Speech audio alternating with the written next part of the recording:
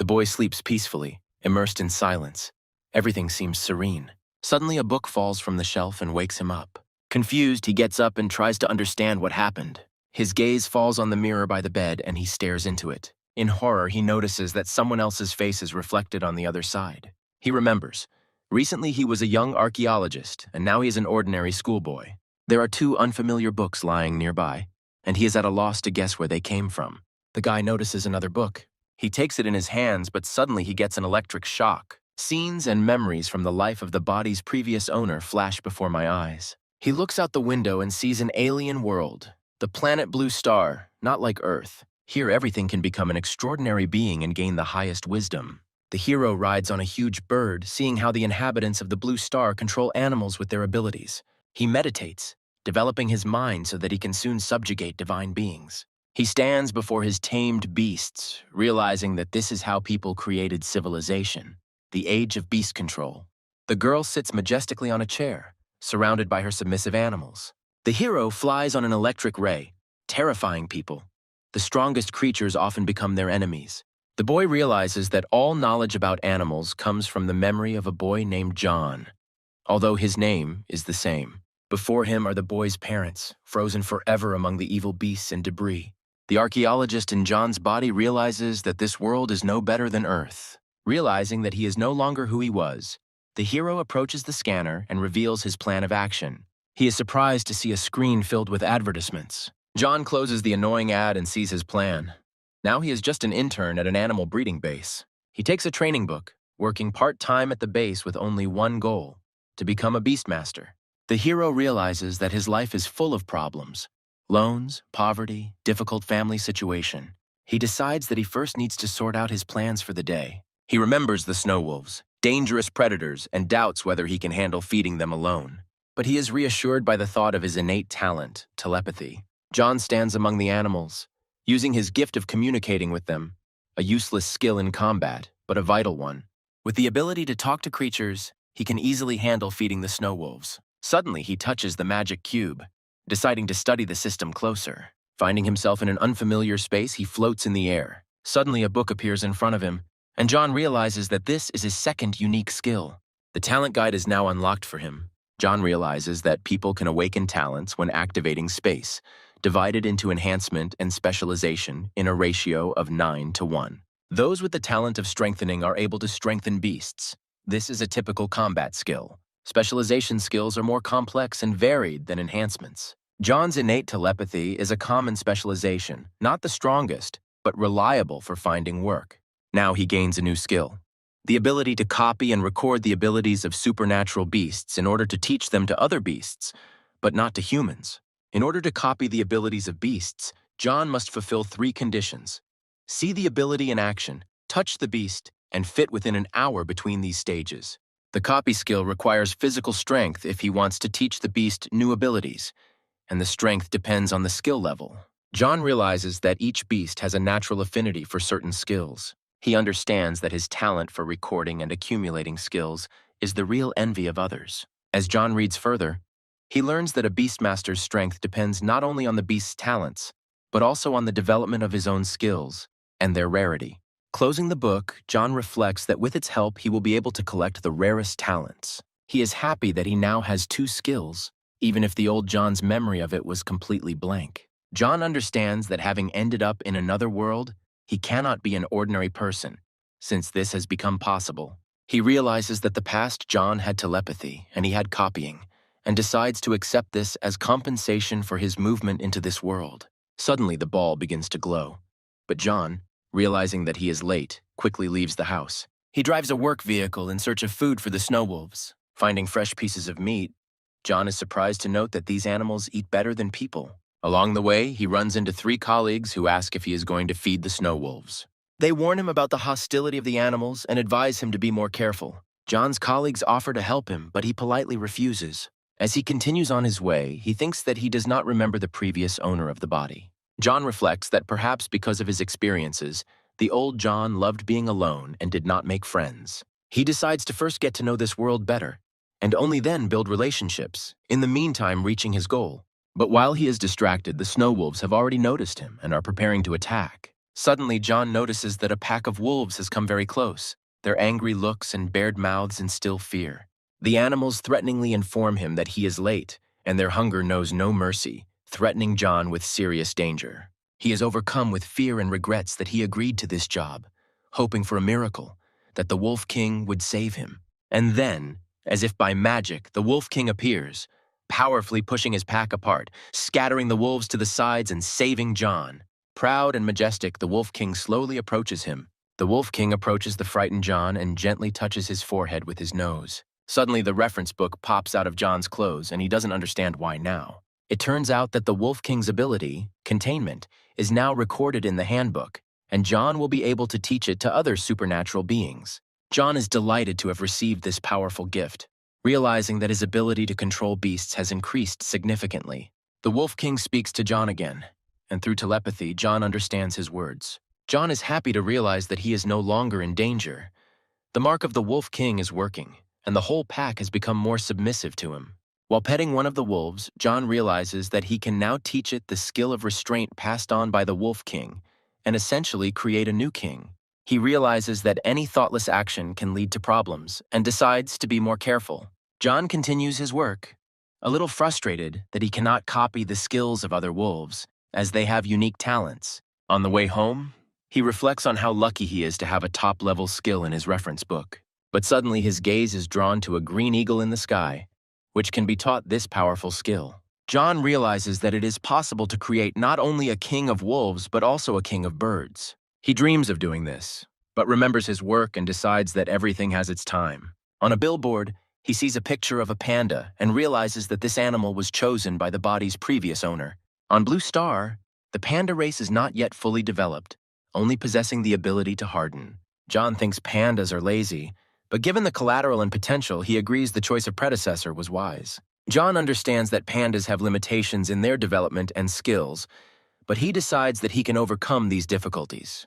An idea strikes him. Use the pandas to mine minerals, using their hardening ability and newly acquired restraint talent, and then add acceleration and perception skills. He rejoices when he realizes that such a combination could make his panda the king of pandas. But he soon realizes that he can only get a loan with a breeder's certificate and completed practice. John is a little upset, realizing that he will only be able to get his baby panda after successfully completing the internship. John returns to work, hoping to copy the new skills. Later, he finds himself in silkworm observation training, which requires complete concentration, or he will have to face 1,000 of the creatures alone. Looking at the insects, he thinks that individually they are too weak, but they have the potential to grow. Using telepathy, John chuckles at the little silkworms, not expecting them to pose any threat to him. The insects notice John's mockery. Some look at him with resentment, others with anger. Suddenly, silkworms create projectiles of silk and spray it onto his face at incredible speed. John notes with bewilderment that at least this does not harm him. While holding one of the silkworms on his finger, he suddenly realizes that he can teach it the skill of restraint. This discovery astounds him. He could not imagine that such creatures were compatible with this talent. A new skill is added to his book, Silken Bonds. John is upset to learn that the skill cannot be taught to others, but consoles himself with the thought that although it is a small thing, it is still a skill. He learns from the reference book that the silkworm can be retrained to perform this skill. Repetitive learning has been shown to improve skill mastery. John doubts he can pull it off at a base where there are too many eyes. Returning home, he sits down at his laptop and begins to study the abilities of the animals at the base. None of the animals at the base have the necessary skills, which disappoints John. He understands that the abilities of these creatures are too low level and not worth copying. John wonders if there is a limit to the number of skills he can copy, and decides to focus only on mid to high level skills. Suddenly it dawns on him. At the base, one can search not only for animals, but also for other animal masters. Determined, John sets out to find the information he needs. John goes outside in search of a healing skill. Pretending to be ill, he complains to the doctor about a dislocated wrist.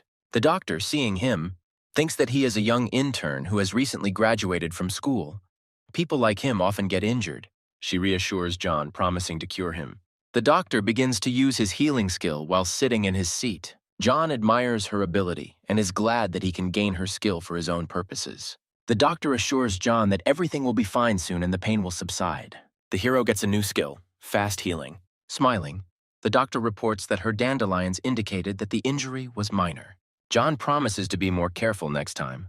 Realizing that he faked being injured to copy the skill, he decides to buy treats for the plant pets tomorrow to thank them for their time. At home, John examines his hand, thinking that despite the minor injury, the doctor still used the pet's power, apparently to improve the skill's mastery. He realizes that his handbook can be used for this purpose, speeding up the training of pets in an alternative way. Lying in bed, John thinks that the doctor is only a trainee beastmaster for now, but upon reaching a certain level of skill, she will be able to pass certification and become a professional beastmaster. John wonders how long it will take him to reach that level with 2 skills. After 3 months, John has exhausted the limit of abilities recorded in the handbook and is glad that he did not waste it on low-level skills. He gains the skill Providence from the high-ranking birds patrolling the skies above the base. He then finds the skill Absolute Sleep copied from the Sleep Demon, a breeder beast from the base, which uses this ability to enter a deep, restorative sleep. John is confident that with these 2 skills, he will be able to save mountains of gold in the future. John sits in his room, hoping the panda will understand him. They are too weak, and the limit of 5 skills seems too small to him. Finding himself back in the empty space where he unlocked his second skill, John realizes that in order to increase the pages, he needs to develop new abilities and level up the Beastmaster. The level can be raised through meditation, strengthening and expanding the space of control of beasts. The more stable this space is, the stronger the beasts he can control. The better the internal atmosphere, the faster the beasts develop. The larger the space, the more contracts he can conclude. Each overlord chooses his own path. John sets a goal to become a professional beastmaster within a year. He takes a bus to the panda breeding base. The country where it is located is one of the most ancient states, known as the Dazzling East. The bus moves through the picturesque landscapes of the second-rank city. Pandas are popular not only here but throughout China. Arriving at the base, John is finally ready to pick up the reserved panda. John runs to his pet, his heart skipping a beat with joy. He has been waiting for this moment for so long. Tired, he breathes heavily and complains about the length of the stairs, wondering why there are so few people here. Suddenly, his thoughts are interrupted by something in front of him, and John looks up. There was a huge panda standing in front of him. He certainly didn't expect that. The beast is so large that it could crush John, but instead it approaches him in a friendly manner and extends a paw in greeting. Panda says that she is a base employee and greets John. Panda reassures John that it's just a suit, but he doesn't understand how anyone can wear it in this heat. The man in the suit explains that this is necessary to better understand and feel the mood of the pandas. After all, to raise a strong panda, you need to fully understand it. This is a basic breeder skill. Panda Man praises John for his understanding, and he finally discerns a female voice beneath the suit. John modestly replies that he is just a beginner and is still far from being Nicholas's teacher. The girl in the suit hugs John and says that this method is available to everyone, offering to buy 2 suits at a discount. John realizes that he called his new beast Teacher. Panda invites him inside to pick up his new pet. Inside, the girl finally takes off her suit and relaxes. In front of John stands a long-haired girl in a cute sweater with a picture of a panda. He thinks she must just be into pandas and hopes she doesn't offer to buy him that sweater too. At the reception, the girl tells John that all the necessary materials are here. The panda lover has delighted him with the news that he will be able to get his panda today. John, happy, asks if he can choose it himself. But the girl says that he came too late, and there is only one panda left. This panda turns out to be a problem, and John feels cheated.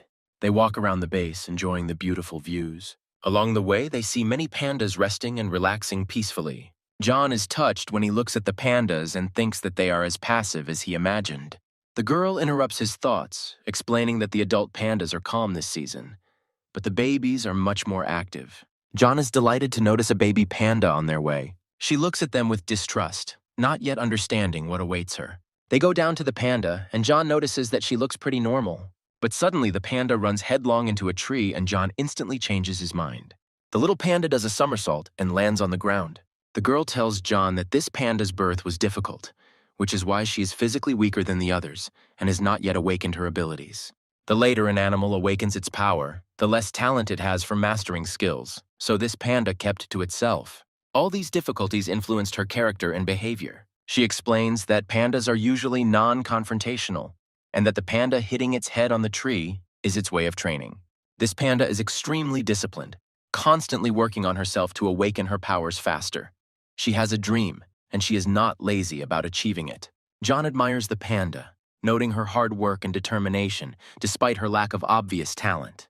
The girl reassures him, explaining that the panda is simply developing more slowly, but that it is possible to work with it. She adds that such a diligent panda is a great rarity. The girl also mentions that this panda has a bad sleep pattern and appetite, and before starting training, this must first be corrected.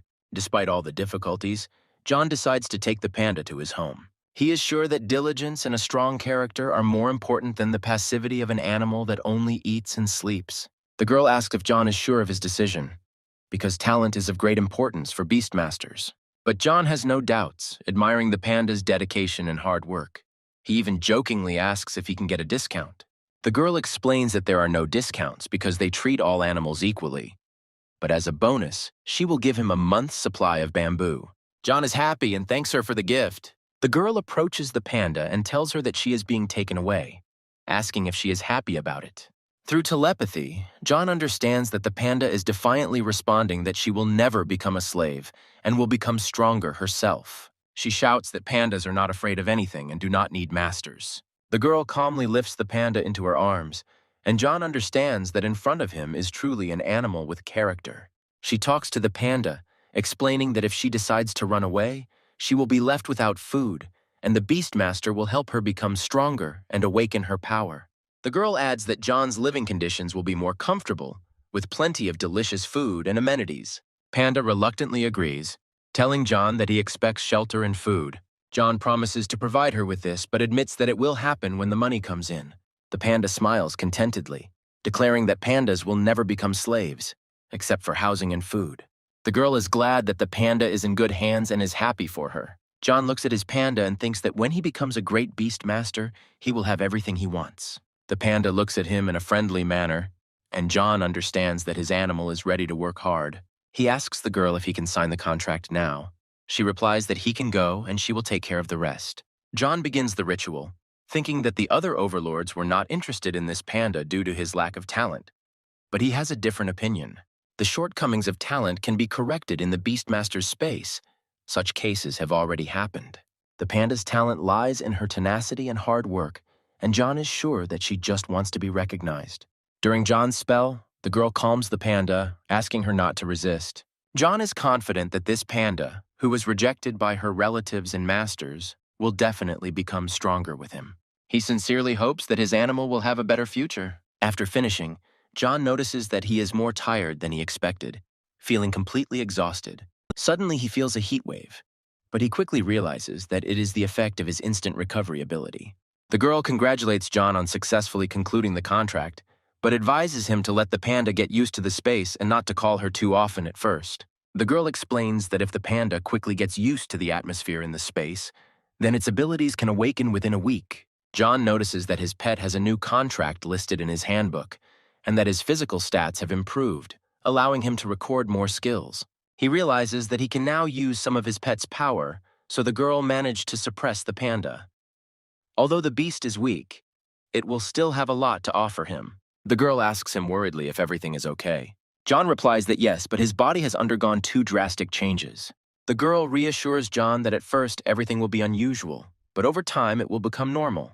Then, returning to her duties, she explains how to properly feed the panda and that the necessary paperwork needs to be filled out. She adds that once the supplies run out, John can always come back for more, but next time there will be a fee. John timidly mentions that he has one more request, and the girl looks at him with interest. He asks if he can come to the base to raise his panda and learn more about its natural habitat. The girl answers with a smile that he can always come to the base with his panda. After all, it is her home. John realizes that there will be no more free food and thinks that he will have to make do, but maybe he will be able to get some kind of ability. He feeds his panda, thinking that he needs to quickly return home and start training the animal. Returning, John looks around the yard and decides that it is a great place to train. He calls his panda and asks him to help him clean up. A panda appears in the backyard, moving towards him in a friendly manner. John pets his pet and he smiles contentedly, enjoying the moment. The hero is touched and decides that he will handle the cleaning himself, freeing the panda from help. John, sitting opposite his panda, says that he is going to teach her the hardening skill that is unique to this species. To his delight, the panda awakens the ability on the first try. John is jubilant, thinking that all the panda needed was a good night's sleep. He pets his pet, remembering how the girl from the base said that it would take a week. But thanks to the possibilities of space, everything went surprisingly quickly.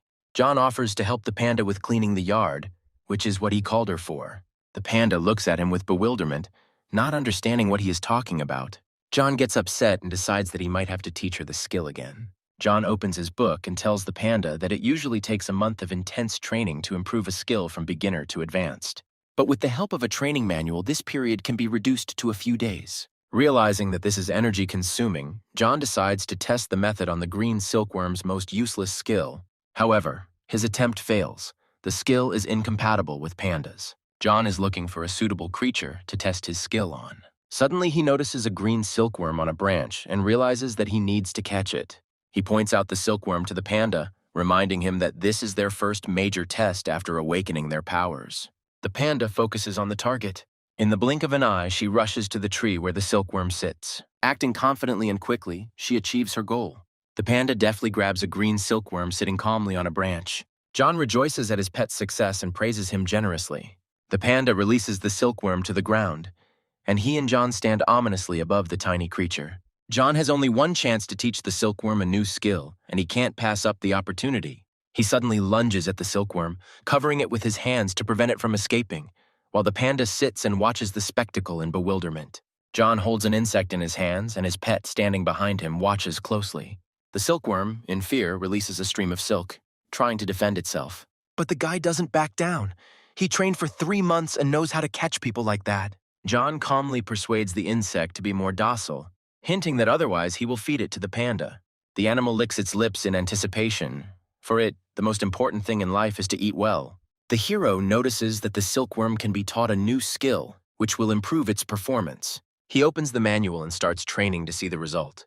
The insect desperately resists, unprepared for what is happening. John notices the silkworm getting exhausted and the panda looking on in confusion with his mouth open. Suddenly, the guy is overcome by extreme fatigue and hunger. But despite this, he notices something curious. A new pattern appears on the silkworm's back, but the hero is not yet confident of success. At this moment, the silkworm feels a surge of strength from the new skill, becoming noticeably more powerful. Suddenly, the insect escapes from John's hands, and he doesn't have time to react. The silkworm attacks by wrapping strong threads around his arms. John notices that the silk threads have become much stronger than before. He tears them apart with the force of his hands. The difference in size and strength leaves the insect no chance. The boy calmly approaches the silkworm, calming it down and doubting whether its skill has reached the level of a trained one. John notices that the threads of this silkworm are comparable to those that feed on the spiritual herbs at the base. Perhaps the cultivation rank is lower, but the skill level is clearly high. He understands that in addition to the skill level, it is also necessary to increase the development rank, because green silkworms can have deeper racial abilities, which leads to their strengthening and awakening. During the training, John sacrifices some of his power, but is pleased that the experiment was a success and the energy costs were acceptable. Opening the manual, he realizes that he will only be able to train the silkworm again in 8 hours. John realizes that overtraining animals will drain his body. If he wants to use the handbook to its full potential, he will have to become stronger. He studies the silkworm in its cage closely, wondering how long it will take to teach it more complex skills. The guy thinks about means for accelerated recovery. If there are drugs for animals, then surely there will be some for people like him. John smiles and tells the panda that for dinner they will have minced pork with bamboo shoots and white rice. John invites his pet to rest while he prepares dinner, promising to call him to the table when everything is ready. But the panda is perplexed. How can one rest when the ability has just awakened? She tells John that she is already far behind her peers and wants to train right now. The pet goes into a rage, and John remembers that the girl from the base definitely said that he clearly has some kind of problem. The hero allows the panda to practice in the yard, which the animal is incredibly happy about. But John warns that there is no suitable training equipment in the yard yet. John suggests practicing activation, holding and blocking the solidification. He advises his pet to hone the skill and apply it to specific areas of the body. Panda readily agrees, assuring that he will do everything as John ordered. The guy understands. The panda is again eager to destroy. If not a tree, then a wall. She just arrived and is already ready to destroy everything. Discipline is good, but a different approach is needed. John needs to find a way to earn money for proper equipment. John plans to breed green silkworms.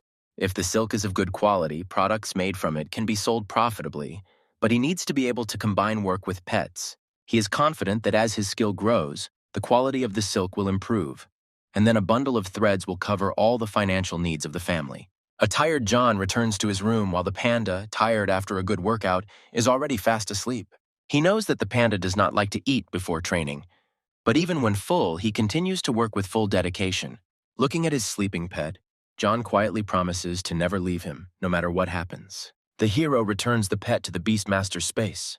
Lying in bed, John regrets that he didn't fall asleep hugging the panda and missed this moment. In the morning, the green silkworm spins a web, pulling green leaves towards itself. There's no one around, and he's enjoying a fresh breakfast. Suddenly, John runs out of the house, screaming throughout the yard, scaring the insect to the point of trembling.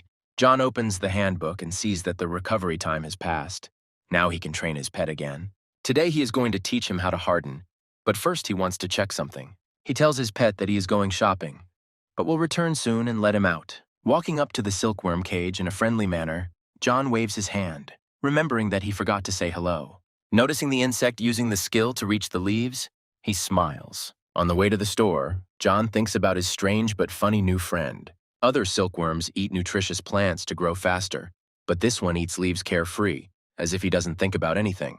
John decides to pick some more leaves on his way home to add variety to his diet. He understands that spiritual herbs are not affordable, but ordinary plants are also full of useful substances. He will not let his silkworm starve. Stepping out onto a busy street, John notices that everything around him has changed dramatically. John notices a man on a cart pulled by snow wolves and freezes in amazement. He thinks it's an original way to care for the environment, even though it uses animals in a way that is not quite intended. Turning around, John sees a cat running straight towards him. She runs away from her owner, who desperately asks her to stop. John watches them with bewilderment. Usually pets are more disciplined. Cats as disobedient as this one rarely get contracts. The gem cat's ability is activated by gems, and they determine its evolution. But now the gems are more expensive than the cats themselves. Without them, the cat remains an ordinary pet, but with the ability activated, it becomes an excellent fighter. Finally, John reaches the energy drink store. The sweet saleswoman smiles and offers to help him find what he is looking for. John asks if he can sell his silk in the shop. The girl explains that the silkworms must meet certain nutritional requirements to do so. She adds that the store is ready to take the silk for sale if it is convinced of its high quality. Handing John a brochure, the girl says that all the necessary conditions are listed there. After looking at the prices for silk, John realizes that he can earn a lot of money and live without worries, and gives himself his word. If in a year he doesn't become the master of the beasts, he will go to work at the base to support the development of the panda. John is sure that selling silk is a great idea. It is only necessary to bring its quality to perfection to cover all the costs of training and developing the panda. The saleswoman asks if he is ready to start selling, but John replies that he is not ready yet and asks for 2 bottles of the tonic drink. He leaves the store with a huge bag, carrying a heavy bag on his shoulder. John realizes how inconvenient it is to live without a phone. He couldn't even pay for a bus ticket. He decides that as soon as he earns money, he will buy himself a new phone. Returning home, he puts all the purchases on the table. The first thing John bought was capsules of light spirits. They are made from healing plants and help restore strength and strengthen the body. These capsules quickly eliminate fatigue, and many beastmasters use them after battles to recover. While John can't afford to eat them like candy, they will help reduce the stress on his body during training. He waves his hand, calling his pet to work. The panda appears in front of him, noticeably more cheerful than last time. The pet is full of determination. He is ready for a 6-hour training session. John stops the panda, reminding him that a balance between work and rest is vital. The beast absorbs a lot of energy from the master's space, and most of it is John's own energy. The guy is wondering whether to improve the space or use the reference book for studying. He decides to restore his strength with the help of absolute sleep and plans to teach the panda this as well, suggesting that they practice hardening for now. John touches the panda's head and summons the handbook to begin the learning process. The green silkworm watches from the side, wondering what is happening. John is exhausted training the panda. It is much harder for him than training the silkworm. He feels like he's about to faint, but remembers the tonic he bought that morning. After taking the capsule, he immediately feels a surge of strength and relief, and fatigue recedes. John looks at the panda with slight fear, waiting for its reaction. The animal glows, smiling at the boy, confidence burning in his eyes. Suddenly, the panda raises his fist sharply, using his hardening ability. She swings her weapon with a powerful blow, turning the asphalt into crumbs. John is shocked. He does not understand how and why the panda did this. The beast itself is in shock. It has suddenly become incredibly strong. The hero explains to his pet that his hardening skill is already at the level of a trained fighter and that soon his strength will double. Panda is delighted. He couldn't achieve such results at the base, even with the most rigorous training. John asks if his pet is ready to start new training, but the beast replies that he does not feel he has earned such abilities. It is contrary to his nature. His sudden mastery makes him feel indebted and dissatisfied with himself. The guy offers to return the panda's abilities back, because they became possible only thanks to his energy. But the panda resists and refuses, offering to leave everything as is. Although this is not his merit, the beast is confident that he can compensate for it. As punishment for the injustice, the panda decides to train for 24 hours without sleep. John is surprised by such discipline. The guy agrees, saying that this is not just a workout, but a real workout to the point of exhaustion. Panda trains hard while the hero sits on the porch, leafing through a reference book, lost in thought. Although stamina remains the same, the recovery time has increased significantly. It now takes 24 hours. The pet's skill has reached the trained level. Its stamina and control have increased. Panda can now activate Harden for 30 seconds, and canceling the ability has become faster. The next goal is to increase the speed of using the skill and learn to temper only the necessary parts of the body, turning it into an offensive weapon and defense in combat. While the panda trains, John reflects that the house and the playground are too fragile for such powerful loads. For further hardening training, special equipment will be required. He notices how the panda's diligence has increased, and along with it, the energy consumption in the Beastmaster's space has increased. Controlling the pet's strength in this space is key, especially for those who raise wild, powerful beasts. Also important is the volume, how many pets the master can control, which is especially necessary for those who prefer to fight in a group. The environment determines the growth rate, development, and combat skills of the pet. The better it is, the faster the panda becomes stronger. Walking down the street, John reflects on what is most important to him, creating the perfect space for the panda. He decides that creating a favorable environment for her to grow should be his priority. Once the ability of absolute sleep appears in his space, the panda will be able to train endlessly without getting tired, and all that remains for him is to eat well. However, John is worried that he may not have enough money to feed such a rapidly developing pet.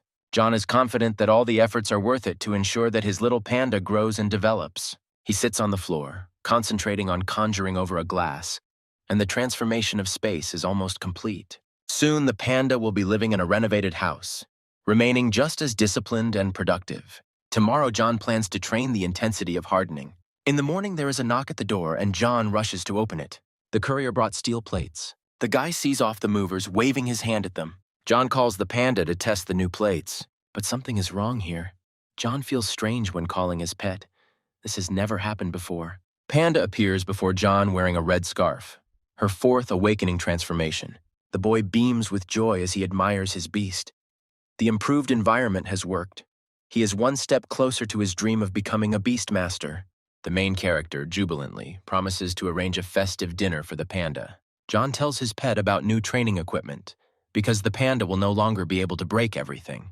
The panda suddenly turns around and John asks with a grin, does he really want to be hit with something heavier? The hero shows the panda new steel plates, assuring him that now he can hit them as much as he wants. He will not allow the yard to be destroyed. John adds that if training is not enough, the pet can stack the plates in several layers. He also reminds that the planet's gravity will help the panda if it decides to jump from the tree. Pointing to the roof of the house, John suggests it as an alternative to the tree for training. John punches his palm and tells the panda that he needs to use his hardened skill and jump. He calls it drop training, far more effective than just hitting him with a club. When a panda can jump from the clouds and still survive, he will be unrivaled. The panda hugs his owner's leg, admiring his genius. He himself would never have thought of this. A green silkworm peacefully eats leaves in its cage. Suddenly something scares him, and he can no longer think about food. The panda runs at great speed and hits the metal plate with a loud bang and incredible force. The slab breaks in half, and the animal stands there satisfied, as if nothing had happened. Then the panda notices a scratch on his paw that shouldn't have been there. He instantly uses the speed healing skill and everything returns to normal. Panda takes a new plate and continues training. John, sitting in the house, listens to the rumble outside, realizing that the panda has already reached the experienced level in his tempering skill. John finds steel plates to be a great aid in hardening training. In addition, it is also food for the panda because he can digest iron. The silkworm's skills have also improved. Its threads are now as strong as fishing line. The green silkworm is happy with its life and sees a great future in its improvement. Using the purchased drugs, John intensively trains both the panda and the silkworm for 10 days. Every time after using the reference book, John feels tired, similar to the fatigue after a workout. But as soon as he has a snack, his strength returns. Panda has awakened 5 times and can now temper any part of his body at will. The silkworm has reached the trained level and has awakened 4 times. John decided it was time to check their progress. He runs out of the house and yells at the panda to finish training, eat, and rest, because they will soon have a real battle. Panda bends the remains of the broken slab, not believing that a real battle will soon begin. Proper nutrition, training, and battles are important for his growth. What John and the panda need now is not lethal training, but fights with opponents of equal strength, with clear rules and in a safe environment. They avoid unsafe places where pets can be harmed. With the reference book, they have the opportunity to develop constantly.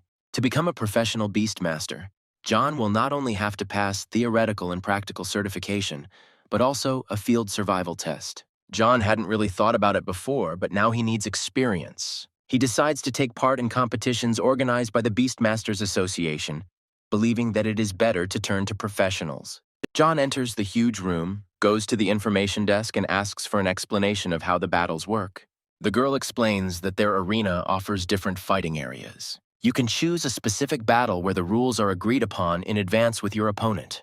To participate in a random battle, you need to fill in the data, after which the system will select an opponent. Enemies always match the pet's level. Then the girl names the cost of participation, and John is amazed. The amount turns out to be much higher than expected. He is outraged because with this money he could have eaten for 3 days. The girl explains that the price includes the rental of the sites and medical assistance, and the price is quite standard, and sometimes it is higher. Here the girl remembers about the bets. The loser pays the rent of the site not only for himself, but also for the winner. John is happy. If he and the panda win, they won't have to pay a penny. He quickly chooses the level of the fight and places a bet. The hero is confident that even if their opponent turns out to be stronger, they will not lose. The girl hands him a piece of paper and a pen, asking him to fill out a form. Excited by the opportunity to make money, John asks if he can place even more bets to take full advantage of the odds. The girl replies that bets outside the organization are none of their business. She hands John a piece of paper with a number on it and asks him to wait in the lobby until his name and opponent appear on the screen. The hero steps aside, noticing a blue-haired guy who is also signing a questionnaire for the battle. The guy leaves with his ice crocodile carrying several boxes. He is overconfident in his belief that his classmates are too weak to have any impact on the outcome of the battle. The blue-haired guy proudly declares that he is the best and will never lose. After some time, John is called to site number 11 for battles. The blue-haired guy is also invited to the same site. John approaches the court, confident that everything will be easy, as if it were a home game. He stands at the entrance, thinking that the coincidence of his pet's number and the site is a sign of a simple victory. Behind him appears the same blue-haired guy, also going to battle. Their gazes meet, and each one mentally asks himself, "Is this really my rival?" The site is ready. The stands are full of spectators. Everyone is eagerly awaiting the start. A man in a yellow cap enters the arena, announcing that he is the manager and judge of this fight. The boys stand opposite each other, looking warily at their opponent, until the referee announces that they have an hour to fight. The referee gives the signal that the fight can begin at any time. The opponents are ready to enter into battle immediately. John begins to cast spells, confident in his actions and determined not to lose. The protagonist summons his Beastmaster space, and a circle with an image of a panda lights up around his hand. A spinning ball appears with John's pet inside. The panda appears before him, radiating confidence and victory. The blue-haired guy also begins his spell, crossing his arms in front of him. A circle with an image of an ice crocodile flashes behind him. A block of ice appears out of nowhere, with his pet trapped inside. An ice-armored crocodile appears in front of the guy, ready to fight, just like the panda. People in the hall are watching the events on the battlefield with interest, pointing at the screens and noticing that this is another duel between newcomers. A girl from the crowd calls her friend to look at the screen because a fight is starting there. A lady in a suit similar to the one the blue-haired guy is wearing recognizes him as Edward. She says that this is her classmate and he is incredibly strong. The friend curiously asks who is stronger. The beast mistress replies that it is hard to say for sure, but there are only a few people in their class who can compete with Edward. The girl next to her notices that John also has a panda, like her. Edward's classmate, who has experience with pandas, bets that John will lose. She admits that she chose the panda only because it was cute. If she had a choice, she would have chosen another animal, as the panda is incredibly lazy and difficult to train. The blue-haired guy loudly gives the command to his pet to perform the move they had been practicing before the fight. The ice-armored crocodile instantly rushes forward, attacking the panda. The judge watches the fight closely and notes that the start is excellent. The pet is well trained. This is worthy of a student of a leading school. John puts his hand forward and loudly commands his pet. Panda instantly activates his hardening ability, protecting himself. The crocodile's icy claws slam into the panda's iron paws with force, but immediately break. The crocodile flies back, falls, and screams in pain. The panda, standing in a victorious pose, rejoices, pleased with his first small victory. Edward is in shock, not understanding how his icy claws failed. John, full of confidence, shouts at the panda to attack the enemy. The panda instantly jumps from its place and rushes towards the ice crocodile. Edward panics and orders his pet to immediately activate the ice armor. The crocodile immediately uses the skill in an attempt to defend itself. The panda's iron paw slams into the crocodile's ice armor with force, producing a powerful blow. The crocodile's ice armor crumbles into pieces. He is terrified. The panda's powerful blow sends the crocodile flying to the side. He crashes into the wall, and Edward stands there in shock at what happened. Edward can't understand how his pet lost. John rejoices, thinking that if he had known about the panda's success, he would not have even fed him to raise his fighting spirit even higher. John didn't expect the fight to end so quickly. To truly assess the strength, you need to find a stronger opponent. The judge is shocked by the panda's strength and hardening skill, even though it's only a level 5 pet. The girl watching the fight can't believe that a panda is capable of mastering such a high level of skill. Edward's classmate thinks John is very talented and doubts that he is a newbie. She hopes that Edward will be able to cope with defeat with dignity. Edward takes the loss hard and thinks that his only place is at school. The panda waves his hand happily and smiles, thinking to himself, "None of these people got up at 4 in the morning to break steel plates." The referee raises his hand and declares that the ice beast cannot continue the fight, so John is the winner. John sends his pet back to the Beastmaster's space. Edward, still unsure, asks if John is a student at the school, thinking he was just lucky. John calmly replies that he graduated from university and trained at an animal breeding facility. John's suburban education is not as high as his city education, but that doesn't stop him from winning, something Edward can't understand. The blue-haired boy muses that John may be the most brilliant Beastmaster he has ever met, and decides that he needs to try harder. Edward is confused as to why John has already graduated, since his own graduation is still a month away. The judge explains that the deadlines are different for combat specialty graduates, but for everyone else, it happens sooner. Edward realizes that John is not even a combat specialist graduate. The judge asks if his pet needs medical attention and reminds him to pay double the fee for losing. John quarrels with the girl at the reception, insisting on an opponent of a higher level. The girl explains that not everyone agrees to fight weaker opponents. She offers the arena if John has a friend willing to go up against him. John has no friends, especially none who would agree to fight. He decides to go to the association and says goodbye to the girl. The Beastmasters Association issues tasks, carefully selecting them for trainees, helping them earn experience and money. Money is not important to John now. The main thing is to find a worthy opponent for training. If this does not happen, you can look for other places to train the panda, because for its development, only the home is not enough. John realizes that repeating the same thing every day is the path to madness. After winning, he saw how happy his pet was, and now he is obliged to find him new challenges. He finds a mission to catch stray cats that have created a large gang of thieves. Given that supernatural beings have intelligence, such groups are real. But what they steal is still unclear. John realizes that the cat-catching mission is not suitable for his panda, and continues searching. There are many tasks, but none of them seem suitable for his pet. Most missions are created by people who want to hire beastmasters for routine, low-paying work. The task of catching locusts attracts John. There is no time to complete it, and supplies are needed constantly. However, The locust is fast and agile, and the panda's speed may not be enough. John understands that he will have to teach his pet the skill of supervision to cope with such an opponent. The iron-eating panda's immense strength combined with supervision will be a powerful advantage, greatly enhancing combat abilities. John finds a task to catch mice, but their fighting power is insignificant. Even an ordinary person can cope. The main problem is their rapid reproduction, movement, and aggregation, which makes them potentially dangerous. This is a long-term mission given to multiple beastmasters and can be used to train reflexes. John decides that this task is ideal for increasing the panda's speed, putting off endurance training for now. Suddenly, John notices Edward, whom he had recently fought. He waves happily and asks if his ice beast has recovered. Edward, still a little worried, replies that everything is fine. John asks if he came for assignments too.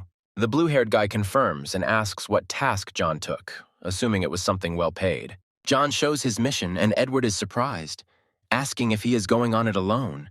The blue-haired guy explains that it is better to assemble a team for this mission, since these animals are very cunning, and it will be much easier to work in a team. Edward insistently offers to join John's team. The protagonist tries to evade, saying that it doesn't matter, but Edward finds a way out by offering to call 2 more people to complete the mission. John agrees to Edward's help, realizing that if the rats unite, the task will become too difficult for him alone. Edward says he will contact 2 classmates in the evening, and then they will have a team of 4 people. In fact, the blue-haired guy wants to get closer to John to learn his training secrets and understand how he turned a lazy panda into a real fighter. John goes into the store again for energy drinks. The saleswoman notes to herself that this is the 3rd time in 2 weeks that he has come for drinks. John admits to the saleswoman that training and fighting are becoming more frequent, and he has had poor health since childhood. The girl places his usual additions on the table. John eats the prepared food with gusto, and his panda enjoys the sweet bamboo.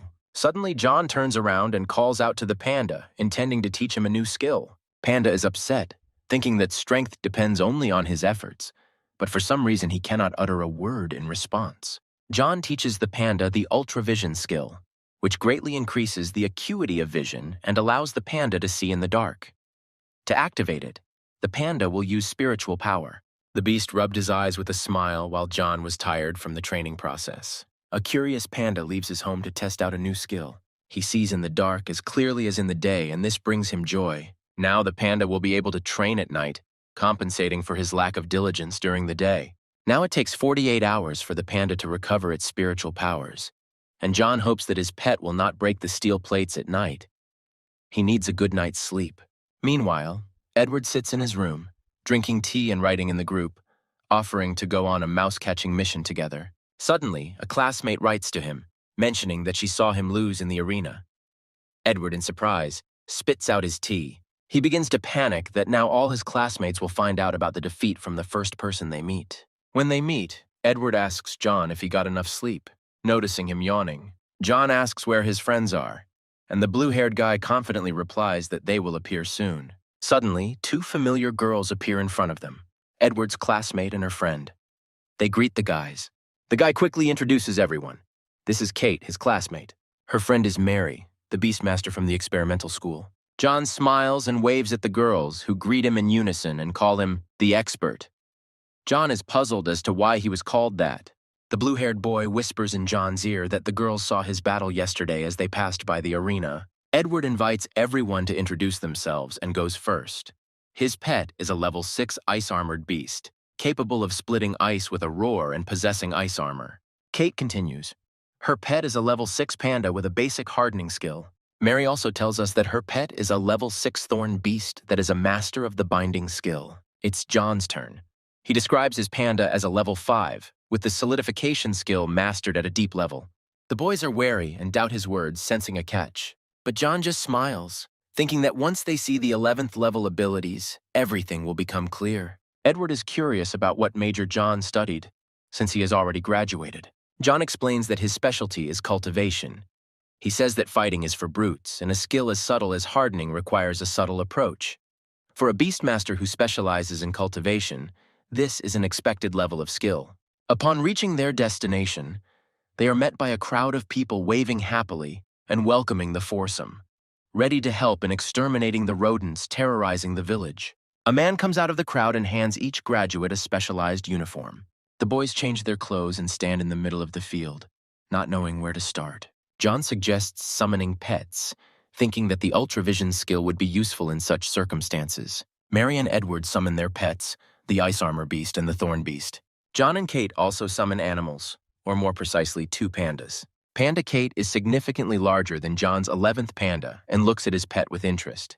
Kate wonders if John feeds his panda steel bamboo, as his pet looks great, healthy and strong. The pink-haired girl tells of a bamboo martial arts palace where beast masters specializing in pandas are trained. The head teacher is a top-level beast master, and his panda wields lightning and fire.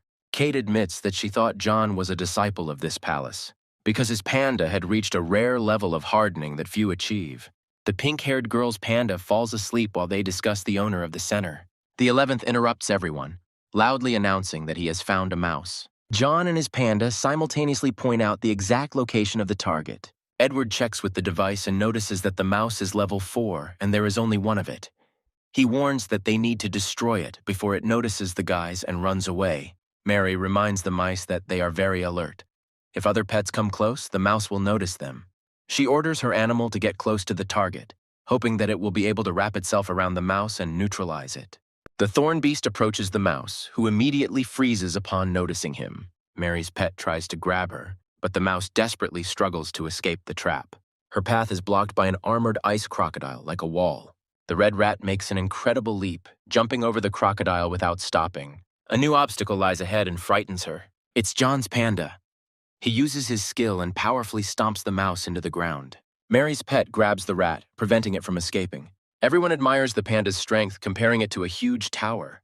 The graduates bring a rat to the head of the event, and he asks them to catch a whole flock since they managed to deal with one. Mary praises John because without him, the rat would have definitely escaped. John suggests splitting up to catch as many mice as possible and earn more money. Edward agrees. This way they will deal with the rats faster. The guys decide to meet at noon at the same place.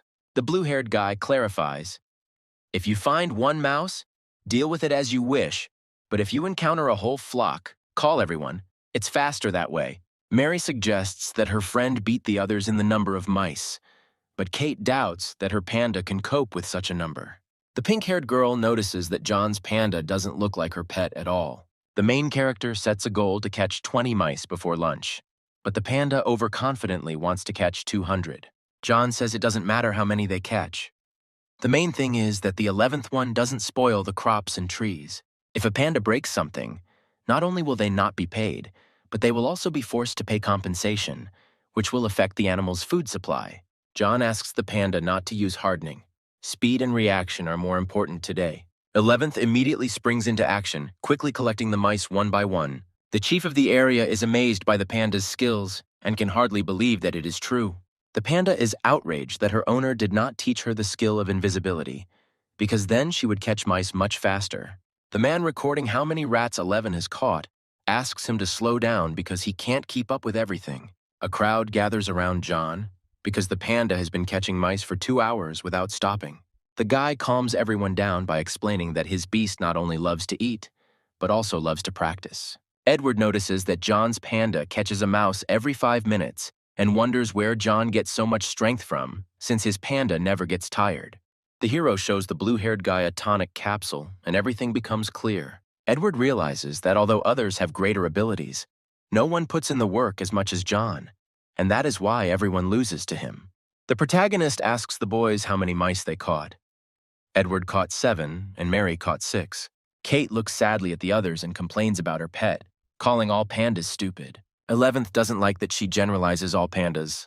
The man collecting mice is amazed that the panda caught 22 mice in 2 hours. He has never met such a useful pet. John takes out the food and invites everyone to join him for dinner. The graduates sit down to have a snack until the panda stops and continues catching mice. While John greedily devours his food, Kate notices that pandas are usually not so active, and this is strange. She has been looking for a pet for a long time, but has not found one as energetic as John's. Without looking up from his plate, John calmly asks how his panda could master the skill of hardening without extensive training. The boys agree with his logic, finding it reasonable. The protagonist begins to explain how everything actually works, when suddenly Edward jumps up, declaring that now he too will persistently train his pet. Mary supports him, promising to buy a tonic tomorrow and train her beast day and night. Edward has uncovered the secret of John's training and is now going to try it on himself, confident of success. The blue-haired guy asks John if he plans to participate in the certification of Beastmasters, and since his specialty is cultivation, will he take the test to become a mentor? John unexpectedly replies that despite specializing in cultivation, he wants to pass the test to become a warrior. Edward believes that in order to successfully pass the certification, pets must have outstanding fighting skills. However, reaching level 10 in 6 months is extremely difficult, so it is better to postpone participation until next time. John replies that if Edward doesn't pass the test now, they could try together next time. The guys are surprised by his optimism, because it is unlikely that he will be able to reach the required level in 6 months. John assures that he is not afraid of difficulties on the way to the level of excellence, and that the transition to the 10th level will not be a problem. If the protagonist fails to reach the required level, he will be able to choose a workaround. The guys ask if John means a special certification that allows them to skip levels. Edward realizes that John thinks much more deeply than he does, and realizes that he needs to increase the intensity of his pet's training. Suddenly, all four hear a strange sound. Suddenly, the loudspeaker starts warning about the approach of wild animals. People run away in panic in different directions as the number of wild animals behind the wall quickly increases. Edward and Mary are shocked by what is happening, not expecting such a threat. The mouse inspector warns that the situation is very dangerous and asks the boys to return back as soon as possible. Edward wonders what this signal means. The man is not sure, as this is the first time he encounters it. Perhaps these are disgruntled animals from the snowy mountains. But the signal is really serious. John tries to assess the situation soberly, convincing himself that there is no time to panic. Large walls have been erected around the villages. There are representatives of the Beastmasters Association working in the city district, and they are the main protection, so there may not be any real danger. If the animals really can break through the wall, then the warning should be much more serious. Edward offers to go and see the situation, but Kate refuses, claiming that her pet is too weak to fight. John thinks it's better to leave and come back later to catch the rodents. It's more important now to go to the association and find out what this signal means. The man at the reception replies that he himself doesn't really know about the signal, but this is not the first time in the last month. There was a blue warning twice before, and now it's yellow. Suddenly, another person appears and greets Kate and Edward. It is their teacher, Daniel. He explains that he was nearby, saw the guy's correspondence in the chat, and decided to come to find out what was going on. John watches the conversation and doesn't understand why these two are chatting in front of the teacher. Daniel asks who the other kids are, and Edward explains that they are his friends from other schools. The teacher asks whether the children's confusion is related to the warning, and they ask for more details. As he and the boys head out, John thinks that it is not safe to stay in the suburbs and that he needs to go into the city with his pet. The boys go outside, and Daniel begins his story about the alarm. He explains that the area around the snowy mountains is well guarded. If a threat does appear, the association will react quickly, and if there are not enough forces, the district beastmasters will be called. If these forces are not enough, visitors from neighboring cities will join in. Edward worries that the animals might rise up against humans again, but Daniel reassures him that it is just a small pack of wild animals. John adds his thoughts to the conversation, noting that the animals are better suited to the urban area, so they come here because of the competition and fight for food. While this may not be the main reason, animal attacks are still occurring and are not as unexpected as they were 10 years ago. Daniel agrees with John, but the reason why the animals are in conflict remains a mystery. The teacher says that perhaps the answer is hidden in the Ice City and asks the children if they know its history. The boys are eagerly awaiting Daniel's story about the Ice City. Daniel starts to tell that one day, an ice dragon came and froze all the mountains.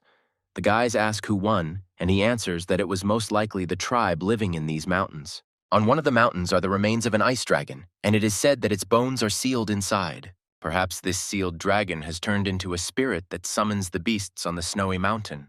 The boys are very scared when they hear about the existence of the dragon. This is what archaeologists managed to find. Perhaps the stone giant was the totem of that people. John suggests that the ancient lords used it to fight the dragon. Someone tells the protagonist that everything was wrong, and Edward, frightened, does not understand whose voice it is. John thinks it's the voice of the stone statue they were just standing next to. The guy is worried that he has gone crazy because the statue cannot speak. Mary, noticing his condition, worries about John and distracts him from his thoughts. He tries to hide the truth by claiming that he was simply looking at a beautiful statue. The boys didn't seem to hear the same thing as John. Losing himself in thought again, he realizes that the voice cannot come from the statue because it does not at all resemble a living being. John worries that the statue might have acquired a spirit and imagines running away from it. Daniel tells the guys that he still has things to do and it's time for him to leave. The teacher leaves, reassuring the graduates that the Beastmasters will be able to protect them in case of danger. Edward suggests continuing to catch mice, but John refuses.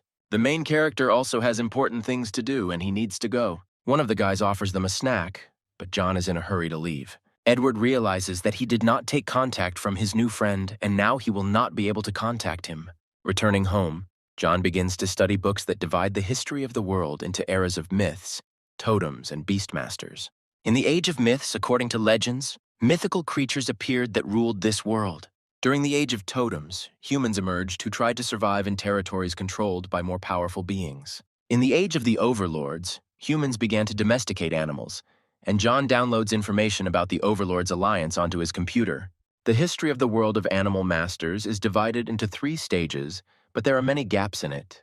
John was tired of searching for the information he needed, and unfortunately did not find what he was looking for.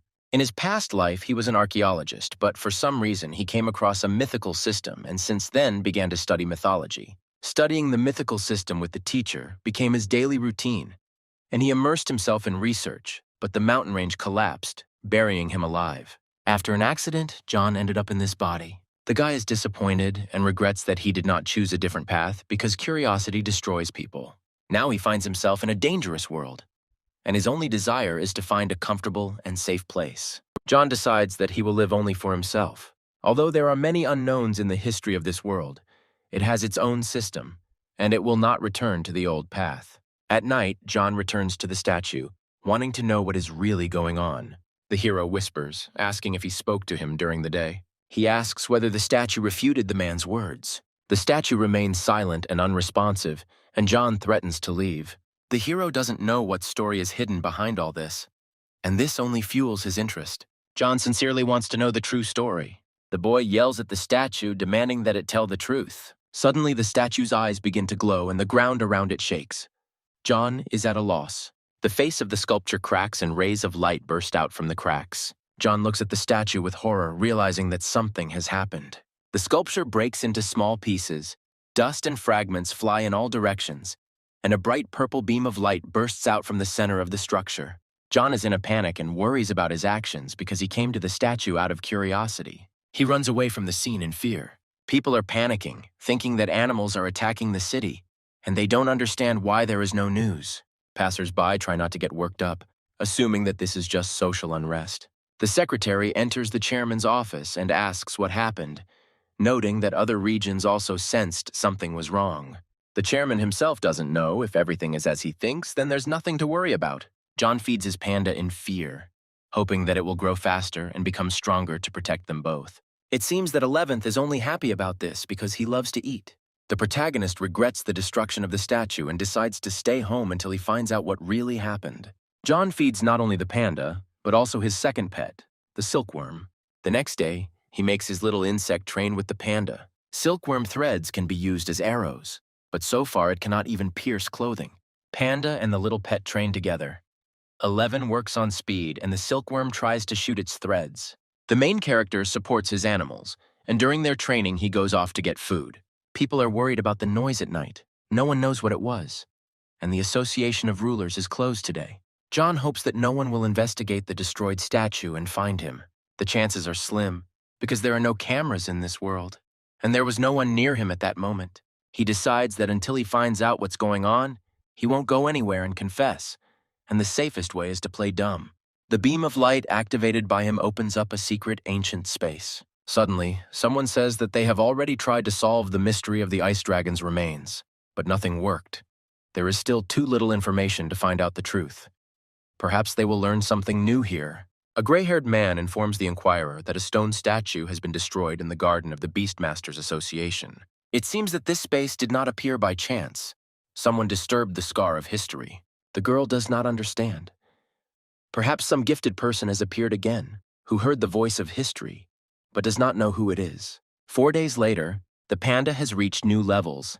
Healing at the expert level, ultravision and hardening have also reached a new level. John is very eager to see if 11th can defeat the enemy soldier at the 5th level of awakening. The protagonist decides to continue improving his beasts and heads to a tonic shop. The shop assistant tells him that yesterday, a student bought several boxes of tonic at a pharmacy in the south of the city. The guy is surprised and suggests that it could have been Edward. Suddenly, John decides to find out important information, pretends that he is not involved in the incidents, and asks why the Beastmasters Association is closed, and whether the cause of the strange rumble has been found out.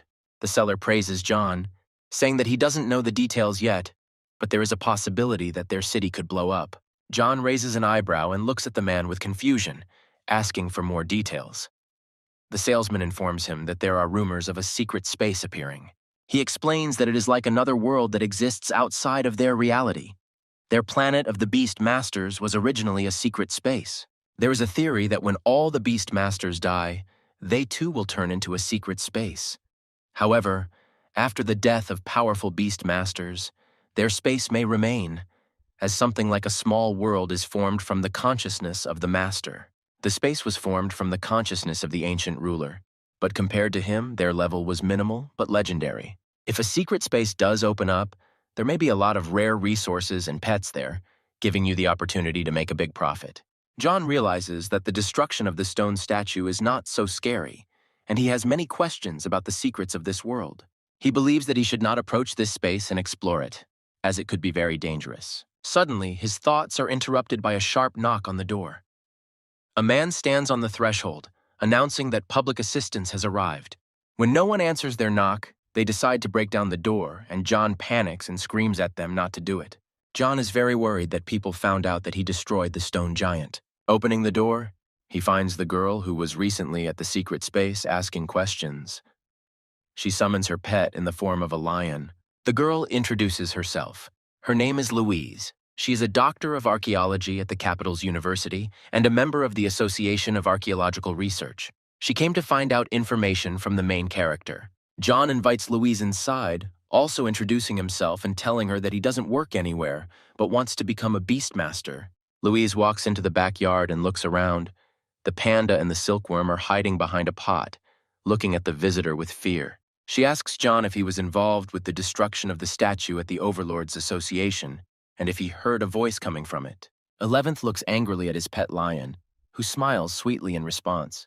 Louise explains that the statue is not alive, but the protagonist has the gift of telepathy, which can manifest itself not only in living beings. Some non-living creatures that come into contact with feelings can gain a soul, and this can only be heard by those with telepathy. Hearing a voice is a very rare gift throughout history. Many facts are lost during destruction, but people with telepathy can help restore them. The remaining traces of history have supernatural powers and are very difficult to destroy. People with telepathy have a much easier time finding a way to overcome this defense. John touched the soul of the statue and caused traces of antiquity to appear, possibly containing information about the ice spring. Since the protagonist has a gift, Louise considers him a natural-born archaeologist and invites him to go somewhere. John is furious, because in his past life he was also an archaeologist and paid for his curiosity. John's dreams are to raise pandas, make money, find true love, get a cat, and move to a quiet city for a peaceful life. He tells Louise that he is not interested in archaeology, and he does not intend to join any association or work at the university. As they speak, the silkworm, panda, and lion become great friends, playing with each other and communicating verbally. The girl asks him not to rush to conclusions, reminding him that there are only 11 people in the entire country with his talent. Louise kneels down to watch the animals, and John muses that telepathic beings are even rarer than legendary-level overlords and totem-level beings. He suggests that if the gift is so rare, then it must be well received by the group, and John ultimately agrees to accept the agreement. The guy still decides to ask where he is invited, and on what terms. Louise replies that if he becomes a legendary-level overlord, he will not find such good terms. John is happy about this news because perhaps the legendary-level lords will become his bodyguards. This is to his advantage. A dead archaeologist from a past life succeeds in a new one, and the main character becomes a member of a very cool group. There will be no obligations at work. The structure is very simple. Everyone has a lot of freedom of action and will be able to make decisions independently without pressure. The main character is delighted that he will be able to make decisions independently and will not have to travel to dangerous places and risk his life, which means he will be able to use any resources, materials, and security. This is the Bureau for Research of Historical Monuments of the State and their Protection. According to the numbering, it is called the 11th Bureau. This group includes special people in the field of archaeological research and is engaged in special research of ancient monuments. John notices that the number 11 appears everywhere and, despite his doubts, agrees to the job. Louise is also a member of the group, which, considering the two of them, consists of 11 people. The girl congratulates John, saying that from this day on he becomes a reserve member of the Bureau. She explains that in order to officially join the group, one must pass the certification. Besides, the guy is still too weak. The group can provide $10,000 for initial expenses, and the main goal is to reach the specialist level as soon as possible and gain knowledge of archaeological research. The main character is ready to do anything for money, which is more important to him than personal security. All the animals are smiling. With this amount of money, John will definitely be able to feed his pets. Tomorrow, he will receive his ID and money. But Louise advises him not to disclose information about his membership in the 11th Bureau. Otherwise, foreign intelligence agents may discover him. She adds that when John becomes an official member of the Bureau, she will be his contact with the group. Suddenly, John realizes that many will want to eliminate those who can unravel the secrets of the historical trace, and he is still so weak. Louise explains that the assignment for the assessment is to find out the truth about the history of the city. There is no time limit, and once he finishes, he will immediately become a member of the group. Even someone who can hear the voice of history cannot catch everything. Some kind of push is definitely needed, and this task is perfect for John. Joyfully, the protagonist asks if he can get in touch with that secret space. Even if he doesn't use the privileges of a Bureau member, he can still enter the secret space. Louise offers him one of the techniques as a gift, either for the silkworm or the panda. She wonders if 11 is his first pet. He probably has no contact with the silkworm, and it is considered a wild beast despite its excellent development. The girl activates the cheat for the skills, and John is happy, because he's given a gift in addition to money. John looks at his pet for approval, and wonders if it is right to accept so many gifts, since there is no reward without effort. He thinks about who would be best to give the new skill to. He doesn't want to part with the silkworm, but it seems like this is the best option. If the insect becomes stronger, it will be able to bring even more benefits, and John dreams of an animal of high origin. Just in case, he asks if it is possible to choose both options, because it is difficult for him to make the right decision. He explains that he wants to become strong and help archaeologists. Louise, surprised by his impudence, nevertheless agrees, writing it off as an advance payment. For now, John can only make a contract with one pet. When he becomes a basic level overlord, he will be allowed to have 2 contracts, but this will not be enough to make a contract with a highborn pet. He will not be able to support the rapid growth of such a pet. John agrees because he can't handle another pet now. The girl promises to recommend him to the bamboo and stone yard to find a suitable skill for the panda. Everything works out as he expected. He gets a mentor, and a rational curriculum turns out to be much better than just copying. Louise asks if he plans to make a contract with the silkworm when it becomes a crystal butterfly. John replies that the regular green silkworms are some of the strongest and most flexible pets, so he decided to try raising one. It is already known that these insects can evolve into many species. Silkworms are capable of changing completely, and there are different approaches to their cultivation for this. They can become moths or butterflies, and several dozen species are already known. Almost all scientists involved in the development of pets choose silkworms as the first object of research, since their development time is short, and what emerges from the cocoon is like a lottery ticket. Louise says that she knows 3 ways to develop the commander level.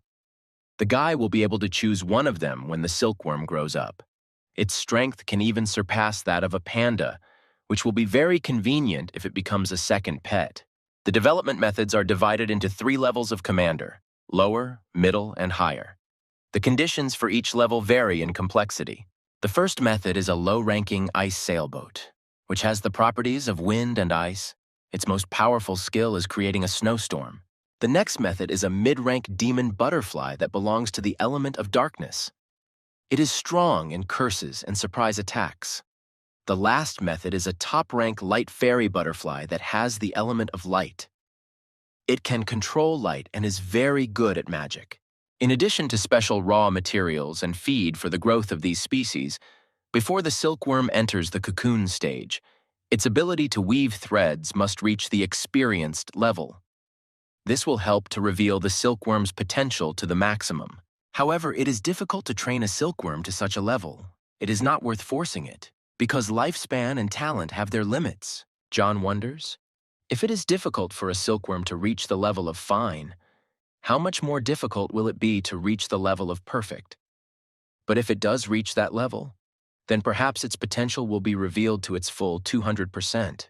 Louise explains that if John finds a suitable secret space to develop, he will spend a lot of effort on training, and perhaps he will be able to bring the silkworm to the required level before it turns into a cocoon. Or he can first reach the legendary level and then work on the silkworm. There is no price-quality ratio to speak of here.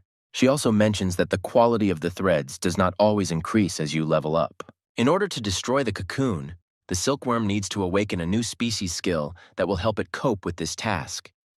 And to develop these skills before creating the cocoon, John must provide it with the appropriate raw materials.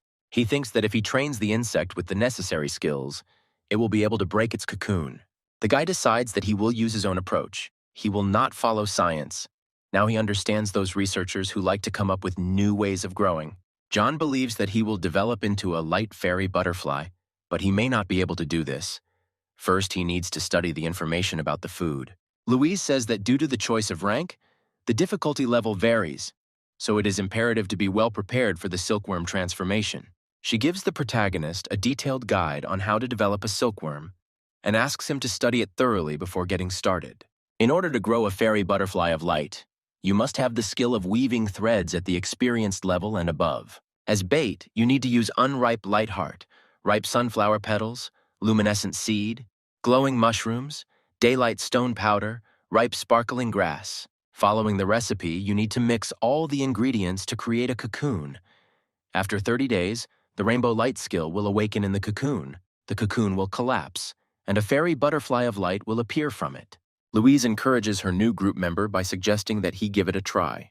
He thinks that all this raw material will cost him a very large sum, so he decides to choose some other way of development. The main character gives the manual back to the girl. If his method doesn't work, then he'll have to turn to this one. Louise waves her hand and says goodbye to the guy, saying that he managed to develop his pets well. Although John did not want to return to his previous profession, if he had not been born for it, he would not have heard the statue's voice. He decides not to think about it, since he will have money tomorrow. Then today he can spend everything else.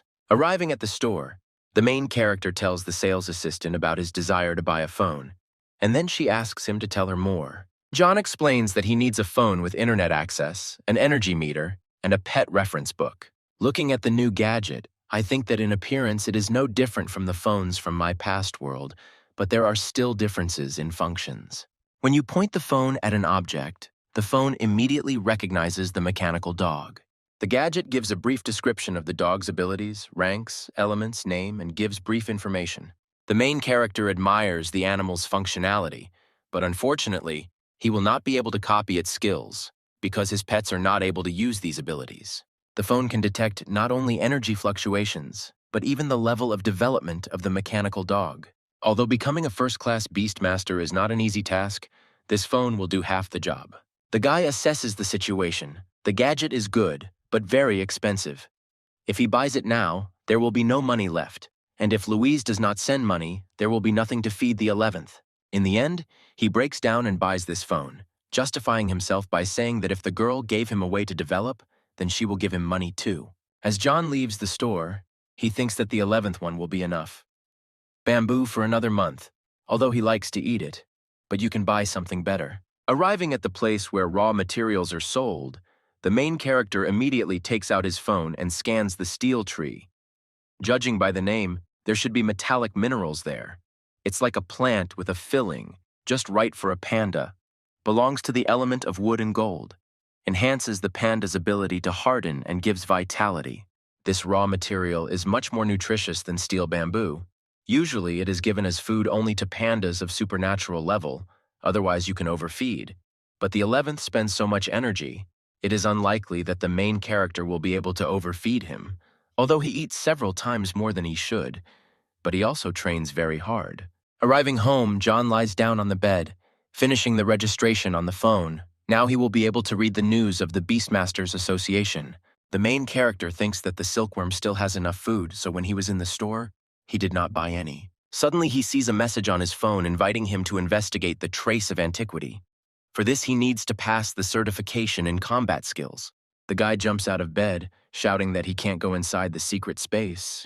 Maybe there are only wild animals there and nothing valuable. Perhaps I only use people as cannon fodder because if you need to pass a test for combat skills, then it's definitely dangerous inside. Suddenly, a panda and a silkworm enter the room. They look exhausted and want to eat. John announces that they will have a feast today, so he will head off to prepare food. While cooking, he thinks about how time passed very quickly with the phone in his hands, so much so that it had already gotten dark outside. Having finished cooking, the main character put the dishes on the table and called his pets. They are waiting with drooling mouths for the dinner to begin. Before they could blink, all three of them had eaten their meals, and the boy told the animals to eat their fill, because they would soon be going to combat skills training.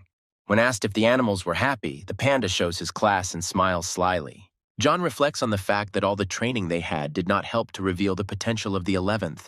Only the demonic lion, Louise's pet, will help the panda in training.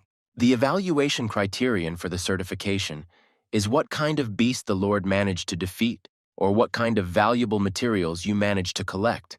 So they go there to try their hand. In the morning, Louise comes with money, a recommendation for skills, and a certificate with which John will be able to explore most of the traces of antiquity. The girl asks to go to the remains of the ice dragon on the mountain only when the main character reaches the level of a specialist. Otherwise, he may freeze. She also adds that the guy can request security to explore the snow mountain, but unfortunately, he can't go into the secret space. John asks to tell more about what is in the secret space. Louise begins to tell that the secret space, it used to be the space of the Beastmaster to begin with. This space is very unstable. According to the results of the experiment, only the disciple masters can enter calmly if the master's level is high. Then the space and the trace of antiquity give rise to a reaction of rejection. Of course, people can exploit it by force, but it is very easy to bring the space to destruction, and then there will be more damage than benefit. In the end, the most precious thing is the trace of antiquity itself. And then, this trace of antiquity was a battlefield. Probably that ruler changed it, and now it is needed for hardening. The rulers of the new generation of his tribe after the ruler gets inside. He finds himself in a separate space that no one else can enter. Within that environment, creatures arise, and only by defeating them can one move on to the next separate space. According to the people who came out of there, the main task of the creatures is to defeat the enemy, but not to kill him. But if the fighter is too weak, then there is a risk. The girl sends a link to a website with products for raising pets. She believes that John will soon become a specialist. Louise reminds that the main target now is the secret space, not the ice dragon. Although the main character can enter the secret space with an ID, he still decides that it is better to undergo a special certification to understand whether he can survive in the secret space. He decides that it is not worth the risk, since there is still a chance of dying. As she leaves, Louise thinks that as soon as John joins their group, he will definitely become her assistant, and later, the master of the beasts. After the girl leaves, the main character is left to rely only on himself. In John's past life, the study of antiquity was not highly valued, but in this world it is the key to unraveling totems and magical creatures, although he got into archaeology again. But just a few months later, he is already a member of such a cool group. In his new life, the guy was able to achieve much more. Suddenly, the panda starts screaming loudly. The silkworm also comes running to the noise. Apparently, it has grown again. Since John started feeding the 11th steel bamboo, it has grown considerably in size and is now in its fastest growing period. He brings his panda another portion of food, offering it to eat with a smile on his face. The main character takes out his new gadget and looks at the animals. They grow faster than regular pets. The speed of skill development among them also exceeds the speed of other pets. John is interested in what the result of the certification will be if he takes these guys with him. Arriving for certification, he is very surprised by the huge number of people who came. People are talking all around about how they have never seen so many people sign up for certification. The assistant girl tells the date and time of arrival at the place. The main character thanks her. 3 days later, on a clear and sunny day, people of all ages gathered at the site to try themselves out. Suddenly, John turns to the man calling his name and sees a familiar silhouette. It turned out to be Edward. He looks very tired and exhausted. The guy is scared of him. He is surprised by the circles under his eyes. Apparently, he really did start swallowing tonics like candy. Many students from Edward's school also came to the assessment because they were promised a reward for passing it. He says that after they left, the statue fell apart, but John knows it was his doing. The main character says that the blue-haired guy should save his strength because he apparently works very hard, but Edward is 100% confident in himself. The teacher let it slip that only a fifth of the students would pass this test. Edward is very worried about the test. He is not sure that he can handle it. If the panda managed to jump above his head, then the ice shell one can do it too. Edward asks if this is the first time the protagonist has participated in such an event, and he agrees, since he specializes in growing. The blue-haired guy begins to worry even more because of the information he received. John asks if Mary and Kate have arrived, but unfortunately they are not here. Edward waves at him and runs off to join his classmates. The guy pays attention to the people standing next to him. These are either invited rulers or a real army. All army training is paid for by the association. The conditions are not bad. If it weren't for the tough training, then perhaps John could also become part of the army. A man in a special uniform blows a whistle, ordering everyone to calm down. He asks everyone present to sign a safety declaration, and in the meantime, he will tell you all the most important things about certification. The man's name is Chuck. He is responsible for conducting the certification. Besides him, there are also 4 overlords responsible for security. On the mountain of heavenly people, there are not only many animals, but also rare resources. All of them are recorded in the directory. Each type is assigned a special number of points. A device for calling for help will be installed at the entrance. All trophies will be given to the special service officers. They will count the results. The main task is to score as many points as possible within 3 days. The first 20 people will get the opportunity to get into the secret space. The high-ranking Beastmasters give their comments. They would also like to return as disciples to get to this place. John opens the reference book, thinking about the names of the animals listed in it. A python, which is not worth hunting, is worth 4,000 points, which is equivalent to 200 shrews. A python bite can drive you crazy, but if you do it to perfection, you might be able to turn it all to your advantage. There is also an electric licker on the field. They are very dangerous, and for catching them, there is also a chance to earn 4,000 points. The main character understands that the animals were brought from other countries. A lot of money was probably invested in this event. Slime has a multiplication skill that allows it to change its body size. John understands that he really needs to get this ability. If this beast is in their country, then he cannot miss such an opportunity. Chuck shouts that the certification will begin in half an hour, and in the meantime, people can go to nearby stores and stock up on food and tonics. It's good that there is time to buy equipment. The main character can choose everything he needs. Suddenly, out of nowhere, Edward appears, interrupting John's thoughts. He suggests teaming up to catch the python, but the guy isn't sure if it can be done. The blue-haired student says that there are no demands regarding this, but John still refuses. It seems to him that he can achieve greater results alone than with these guys. The certification time has begun. Climb the mountain from 4 entrances. Mechanical birds fly across the sky. They are designed to keep an eye on the animals that are worth 4,000 points, and participants should not approach them. John calls the 11th, who is in full battle mode. To reach the magnetic iron ore mountain region, one must cross a flight of wild pigs. On the way, they meet a fanged wild pig, very aggressively disposed. The panda and the main character are pleasantly pleased with the find because they are going to defeat everyone. The pet immediately prepares for battle, intending to run after its opponent, a mid-rank skill that activates expert-level ultravision.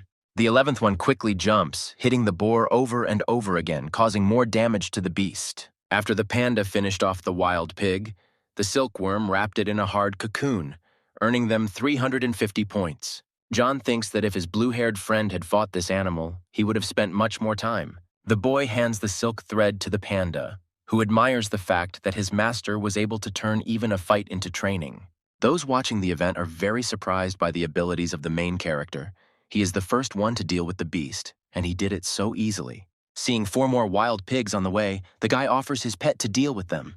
The guards are shocked because the master's panda, at the level of a disciple, attacked 4 boars at once. Even if the pet was at the 10th level, it would hardly have been able to win. The wild pigs themselves are shocked that one of the pets decided to attack them. The 11th one teases them. A herd of wild boars runs towards the panda, but the panda is confident in his own victory. He activates hardening. This is an experienced level, and the whole body is involved in it. The men are shocked by what they see. They don't believe their own eyes. If John is a student, then he can't have more than 1 pet, which is where the green silkworm came from with them. The guy says that the catch of 5 pigs is quite good. They already have 1750 points. The panda tells his owner that he is very tired, and he agrees to sit down and rest, giving his pet some delicious food. The main character opens the map, plotting a route and explaining it to the panda. Suddenly, a loud cry for help is heard from the forest. Even the birds fly away in different directions. The guy runs towards the scream. Apparently, another ruler screamed when he met wild pigs. The boys are running from a herd of 10 pigs, shouting to those who came to help them to quickly hide in the trees and save themselves. They ask John why he doesn't run, but he wonders if the 11th one can handle the pigs, thereby increasing his effectiveness. A panda appears behind the main character, dragging 5 wild pigs behind him. They show the wild boars that it is better not to approach them, because they have killed many of their relatives. The pigs immediately run away from the guy they met. John and these guys came in from the same entrance. Very little time has passed since that moment. The guy explains that they should find a lone pig and surround it. There is no need to go deep into the forest. The trophies need to be left somewhere and they need to rest, so the heroes come to a safe place. People all around are amazed at how the guy was able to catch so many pigs on his own. The panda likes the attention he receives, so he beams with joy and waves to all the rulers. The participants are seriously injured. There is even a healing pet at this point. The main thing is that people do not die, but can be cured. One of the people watching John comes out to him with a cart, offering to help him record the points. But the guy asks if he can roast the pigs to eat. The man says that you have to spend a lot of time working with the meat, even though it is very tasty. The main character breaks into first place in the ranking among all those who came for certification. While scanning the captured animals, the guard thinks that in all his training, he has never seen such skills in pandas. He decides to tell his teacher about the guy he met at work. The teacher grins when he hears a familiar voice. The man leaves his studies and goes to work in the security service. He is shocked by what he heard. Even an experienced panda master has never heard of such a case, because it is almost impossible. The teacher remembers that Louise came to him for skills for the panda. He checks the sources. John got the panda a month ago and has already developed such abilities in it. The man asks if the protagonist is a disciple of the Bamboo and Stone Palace. The teacher suggests sending the boy to a mountain with more dangerous animals. Perhaps he will become a student of this palace. A man approaches the hero, offering him to go to the mountain. The guy thinks that there is good food for the panda there. The guard tells that he was a student of the Bamboo and Stone Palace, which is where his interest lies. He explains that in order for the panda to control lightning, he needs to eat special food. But John doesn't understand why he's telling him all this. In order for a pet to master skills beyond race, special cultivation methods are needed, and food is an important component, but electric ore alone is not enough. Otherwise, it would not be a secret of the Bamboo and Stone Palace.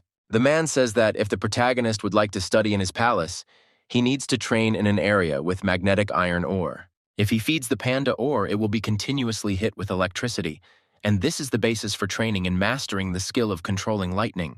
John had wanted to go to that area anyway, and now he had good reasons to do so. He calls his pet, telling him that he will soon receive a treat. The panda is terribly happy to hear this word. They happily head off to their next workout, and people wonder where they get all that energy from. A guy and his pet walk through the gorgeous scenery of the certification forest, passing a bridge. There was a warning that the magnetic field in this area was having a strong effect on the overlords. Suddenly, the panda notices something off to the side. They discover crystalline ore, which appears to be what they are looking for. The main character offers his pet to eat a stone, but he becomes indignant, because if he eats it, his stomach will hurt, and this will have a bad effect on his training. The guy reassures the 11th that in order to eat electric ore, you need the skill of hardening at the experienced level. Just by touching these crystals, the panda is struck by a huge electric discharge. The pet, holding a stone in his hands, offers the owner to try it first, who continues to calm him down. He takes a piece of electrical crystals into his mouth with a vengeance. After swallowing the pieces of ore, the 11th suddenly realizes that they can actually be eaten. After eating all the crystals, the pet jumps around John, screaming that it wants more. After the panda eats a large amount of electric ore, he will be able to deal with electric discharges and will receive the gift of accumulating electric energy. If there had been fire or frost ore here, the panda would have been able to master other elements as well. If the hardening level reaches the ideal level and the lightning element skill is added to it, the 11th will become a real electromagnetic cannon. On the way, the heroes encounter an electric scorpion that has absorbed lightning from the ore. He assumes a fighting stance, stands on his hind legs, and prepares to attack. 11th heads towards his rival. He's not the only one who wants to eat the ore on this mountain. The panda grabs the scorpion by one of its legs and begins to spin it in all directions. Those watching him do not understand what is happening. Apparently, the heroes have decided to capture the mountain. This member clearly doesn't care about such measly points. His target is level 10 creatures. This panda is very strong. It is quite unusual. The creatures in the mountainous area are 3 electric lickers brought from abroad. The organizer of the certification is not sure that the guys will be able to cope with them, but it will not be difficult to escape. The slimes move very smoothly. Anyone who could pass the high school standards can easily run away from the slime. But if they do manage to defeat the slime, they will pay a hefty price, because the slime's main skill is an electric strike. It is famous for its penetrating ability. Its level is 4 levels higher. The organizer orders to continue observation, but suddenly one of the overlords reports that they have already found an electric liquor. As John runs after his own pet, he shouts that it has remembered the smell of electric ore. Now he will be able to look for the rest. Suddenly, on the way they come across an electric liquor, which the boys have been looking for so long. They are happy about the find, although the fight promises to be difficult. The main character orders the panda to grab the enemy and take all his electricity. It's like the main boss in the game. If he exhausts him, they won't be able to defeat him. The 11th immediately takes off, heading towards his opponent.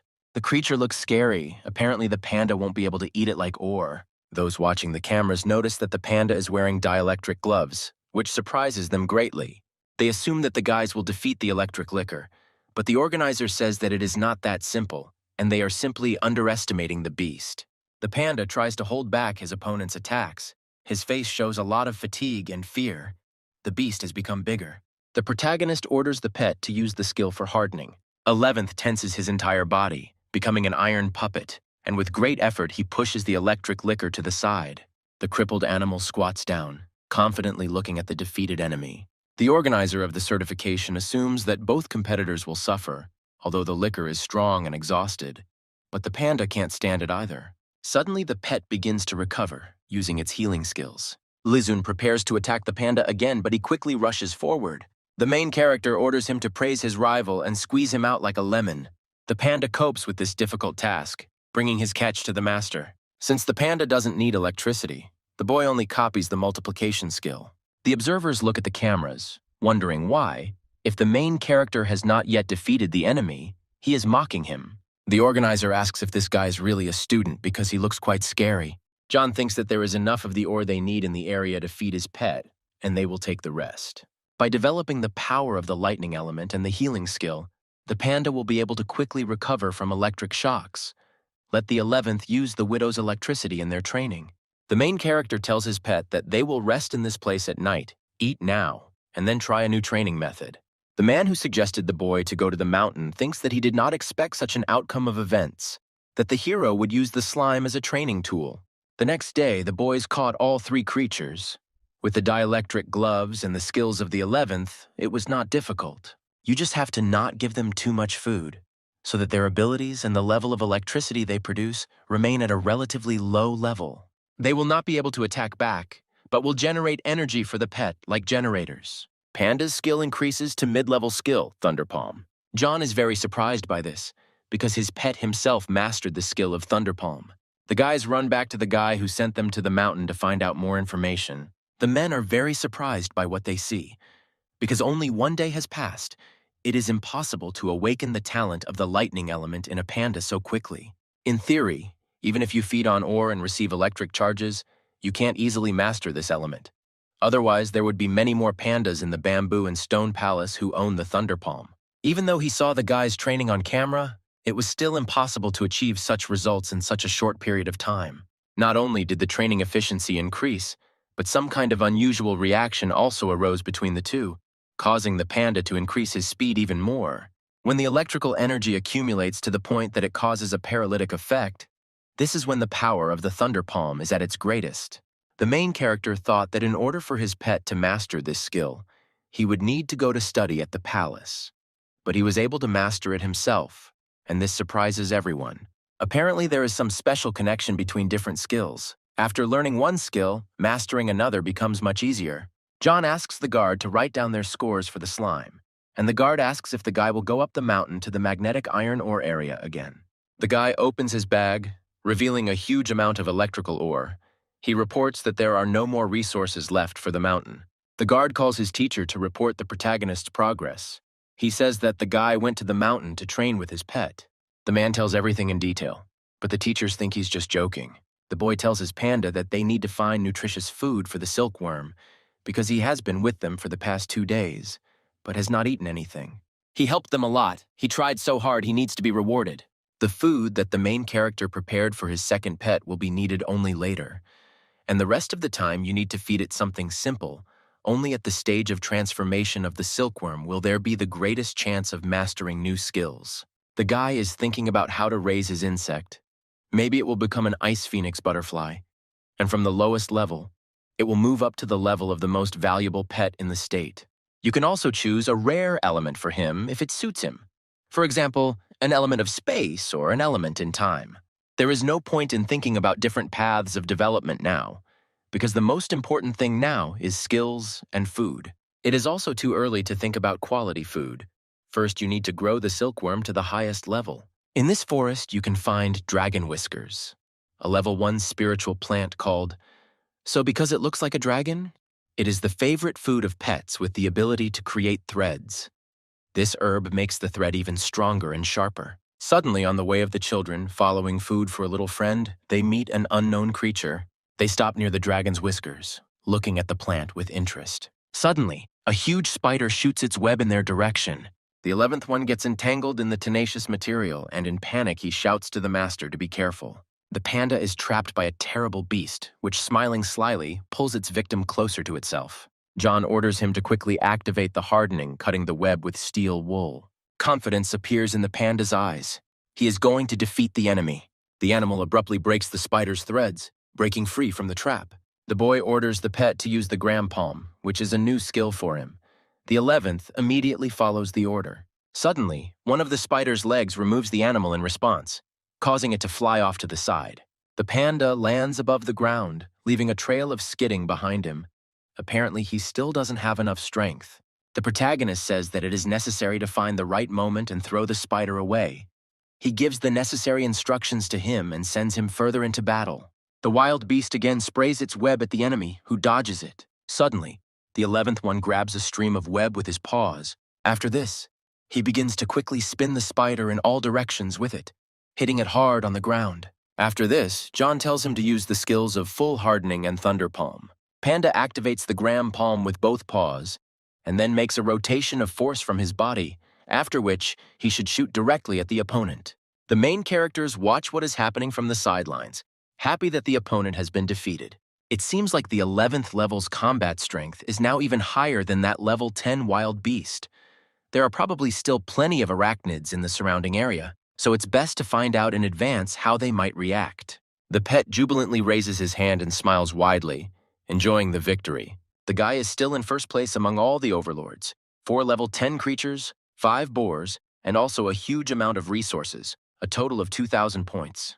Electric birds fly across the sky, conveying important information to the participants. The 3-day certification has been successfully completed. Security personnel will lead everyone off the mountain in order of priority.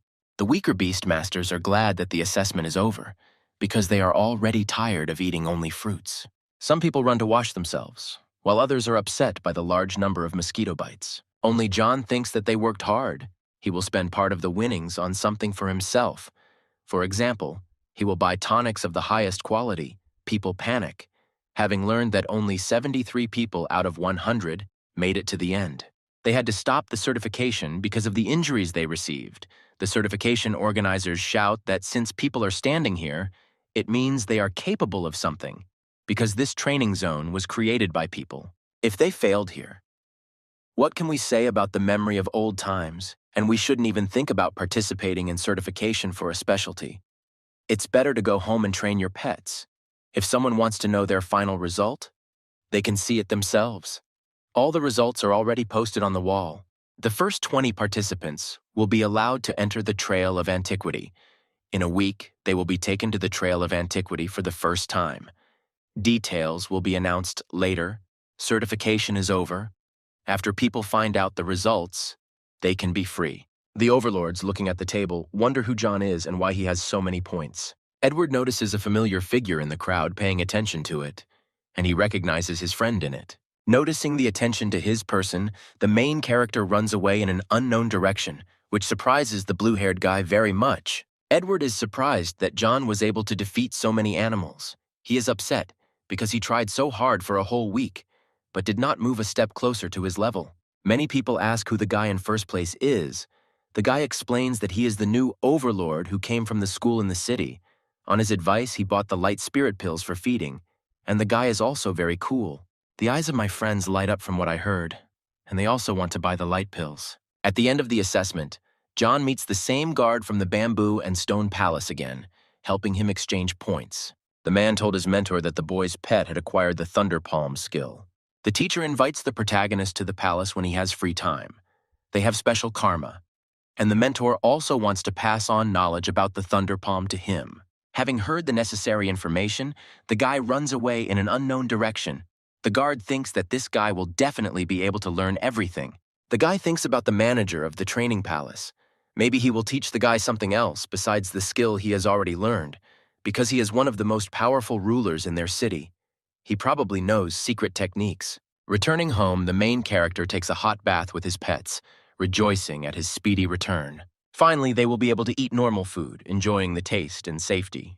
And they will also be able to sleep on a large bed, without being crowded on the ground in the forest, and not very long ago they wanted all this. The countryside is not at all suitable for living. When the main character has money, he will buy himself a big robot and will control it. He wants one like in the famous cartoon, so that he can become an airplane, a car, and even a house. The guy thinks that after all, they will only be taken away in a week. Maybe he should go when he becomes stronger. On the other hand, it would be better to go now. There is no need to limit yourself. At all costs, first of all, you need to spend all the money you earn. You can buy high-quality feed for the silkworm, and you can also stock up for quite a long time. The main character goes to the site to buy tonics. Pills without impurities are of much better quality than his pills, which are made from very poor raw materials. They are very expensive, but fortunately, he has money. The site also has tablets with the addition of plant sprouts, white flower queen bee pollen, and dragon frog oil. John doesn't understand why they seem so familiar to him. They probably really help a lot. The beans are not bad, but for a thing of such low quality, you will have to pay a lot of money. You can buy one and try it. Perhaps thanks to this tool, it will be possible to learn a new high-level skill, either multiplication or the skill of absolute sleep or the skill of intimidation. The main character spends a lot of money. There is no longer 10% of his profit. But with the help of expensive tonics, the 11th will be able to learn high-level skills, so it is worth it. Thinking about his expenses, the guy falls asleep peacefully without even noticing it. Suddenly, his pet jumps on him, screaming at him to wake up. He really wants to eat. Panda spent a lot of energy on training. He should be fed now.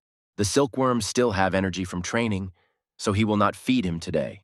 The next day, John comes out of his house shouting that today he and the 11th will go to the Palace of Bamboo and Stone. Having received the notification, the guy takes out his phone. The goods he ordered the day before yesterday are now on their way. It's very fast.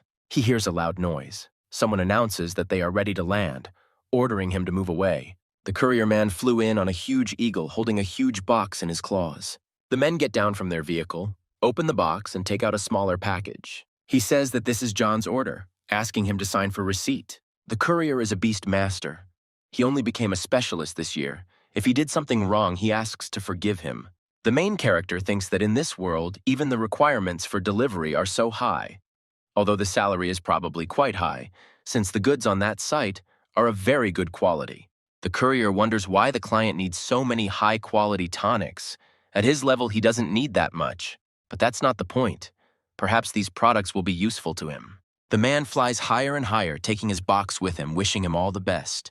John opens his package of tonics, smiling as he looks at what he has been given. He calls his panda to him, asking him to come closer. With the ability to intimidate, you can also improve the skills of absolute sleep. Anyway, they have a lot of tonics. They can improve the skills whenever they want. In its enlarged state, the 11th has excellent combat power. While in its reduced state, its speed and recovery ability increases. So now is the best time to learn this skill. The main character begins to teach his pet a new skill. He thinks that he will get it again without effort, because he just learned the Thunder Palm skill. But the master again wants to make him stronger. The skill cooldown is now 168 hours. The guy thought the maximum cooldown was 72 hours, but now it's doubled. He decides to eat another bean in order to reduce the skill's cooldown. It is now 48 hours. It seems that learning high-level skills is limited. Until his own strength increases, the guy may not be able to improve his skills much even with tonics. Panda is mastering new abilities, feeling a surge of strength and energy. In order to test the success of the training, the main character asks his pet to increase in size. Suddenly, the animal's stomach begins to rumble loudly. Apparently, the increase takes a lot of effort. The guy orders the pet to shrink in size, and it becomes very small. It seems that when exaggerated, his body mass doubles. And when reduced, it becomes half as much, which is the limit now. It's time to eat. If the panda is in a smaller state, then the guys will be able to save a lot on food. One holy bean can compensate for the period of weakness for 120 hours. If you eat another one, then perhaps you can fully recover. Your health will be even better than before. The instructions say that during the period of weakness, you can eat women in large quantities until your strength is fully restored. The effect of the beans will be longer than 48 hours. This is an unnecessary expense, and the instructions do not say whether you can eat half. If you count and round up, then the main character can lose several thousand. He thinks about how to save money, whether something can be replaced or removed. The queen bee is clearly not considered a royal-level creature. Despite its name, it simply controls the system. This thing appeared thanks to the nectar of various flowers. It has many other names. In the guy's past, it was also used as a tonic. Those chewable capsules that John bought at the pharmacy restored the body forcibly. Only due to the presence of medicinal raw materials in the composition, they do not have the effect of reducing the recovery period of learning a skill. He will no longer go to the pharmacy. Suddenly, the guy discovers something else lying in the box. He doesn't understand what it is. Apparently, he didn't order anything else. It turns out that there is something wrapped in film with a note on it saying that someone is eager to see him perform again. It is a new combat suit, a note from a secret admirer. In the bamboo and stone palace, everyone is training, and the teacher is thinking that he has finally found a student who can fully obtain all of his knowledge, even mastering the skills of the Thunder Palm in just one day. The man has serious doubts about whether he will be able to teach him. Suddenly, a girl in a panda costume calls out to him. It is his daughter, who sold the panda to John. She suggests to her father that they go out for lunch somewhere, perhaps to the palace of the Dragon King. The teacher sternly asks the girl if she has finished her training. She passed the certification for the specialty of the Overlord at the age of 18, and then immediately changed the specialty to cultivation, chose the faculties of research and evolution to study the development ability of pandas. In the end, she did not research anything. Her strength fell, no results. The teacher remembers that his daughter mentioned John, spoke of a very disciplined beastmaster. The girl is happy that he decides to join the palace, but her father refutes this idea, explaining that he simply received orders to help him in his training. He asks if she knows how his panda developed after he left. She doesn't know, but she told them that if they have any questions, they can come to them at any time. But if he didn't come, then everything is fine. The man is very angry at these words. John and his pandas took part in the Mountain Lords competition, and he won first place. The panda lover is very surprised by this, because that panda only awakened to the 3rd level a month ago. The man doesn't believe it either, but he'll come to visit soon, and then they'll all find out if John is even half as good as they say. That'll be great. The daughter interrupts her father's thoughts about the imminent arrival of his student, asking if they will go to eat. The man boils over, answering that no. Meeting such a talented person is much more important than filling his belly. He needs to find out what is so special about this guy. He needs to get to know him sooner. The girl is surprised by the answer. Apparently, her father will dare to go against her mother and is not afraid to return to bed in the evening. She says that she has already told her mother that her father will come. He's dying, asking his colleagues to tell John to come after lunch. He's suddenly very hungry. The protagonist stands near the entrance to the palace, asking if there is anyone here. Suddenly, the door is opened by a familiar person. They meet again. The girl asks to follow her. The father is waiting inside. The man asks him to sit down, and the daughter's thoughts indicate that John really is not the same as before. The girl can't believe what her father told her at dinner. Where did the guy get such fighting abilities? She cared a lot about his pet and remembers how strong he was a month ago. Her father said that maybe John had a great chance. The teacher says that if the main character wants to study in the Palace of Bamboo and Stone, then he will teach him everything he knows. In terms of the development of the panda, he will not be able to give him much. Thunder Palm and Explosive Fist are the most valuable skills that the palace gives to the pandas, and although they feed them quite expensive food, it does not compare in value to the books that contain the secrets of these skills. John thanks them for this. The man offers him free use of 3 training grounds and all the equipment. Their palace also provides food for their panda. The teacher says that if he has any questions, he can ask to see him at any time. There is no need to go through standard training with other students. The girl is in great shock from what she heard, because her dad is not even that kind to her. The man believes that such talent requires a special approach. The guy is happy to hear this, saying that it suits him, because it is free food, housing, and even unlimited access to training equipment. He will also be able to consult with a high-level ruler at any time. It turns out that John can use the reward for participating in the certification to buy tonics, and the palace will provide food for the 11th.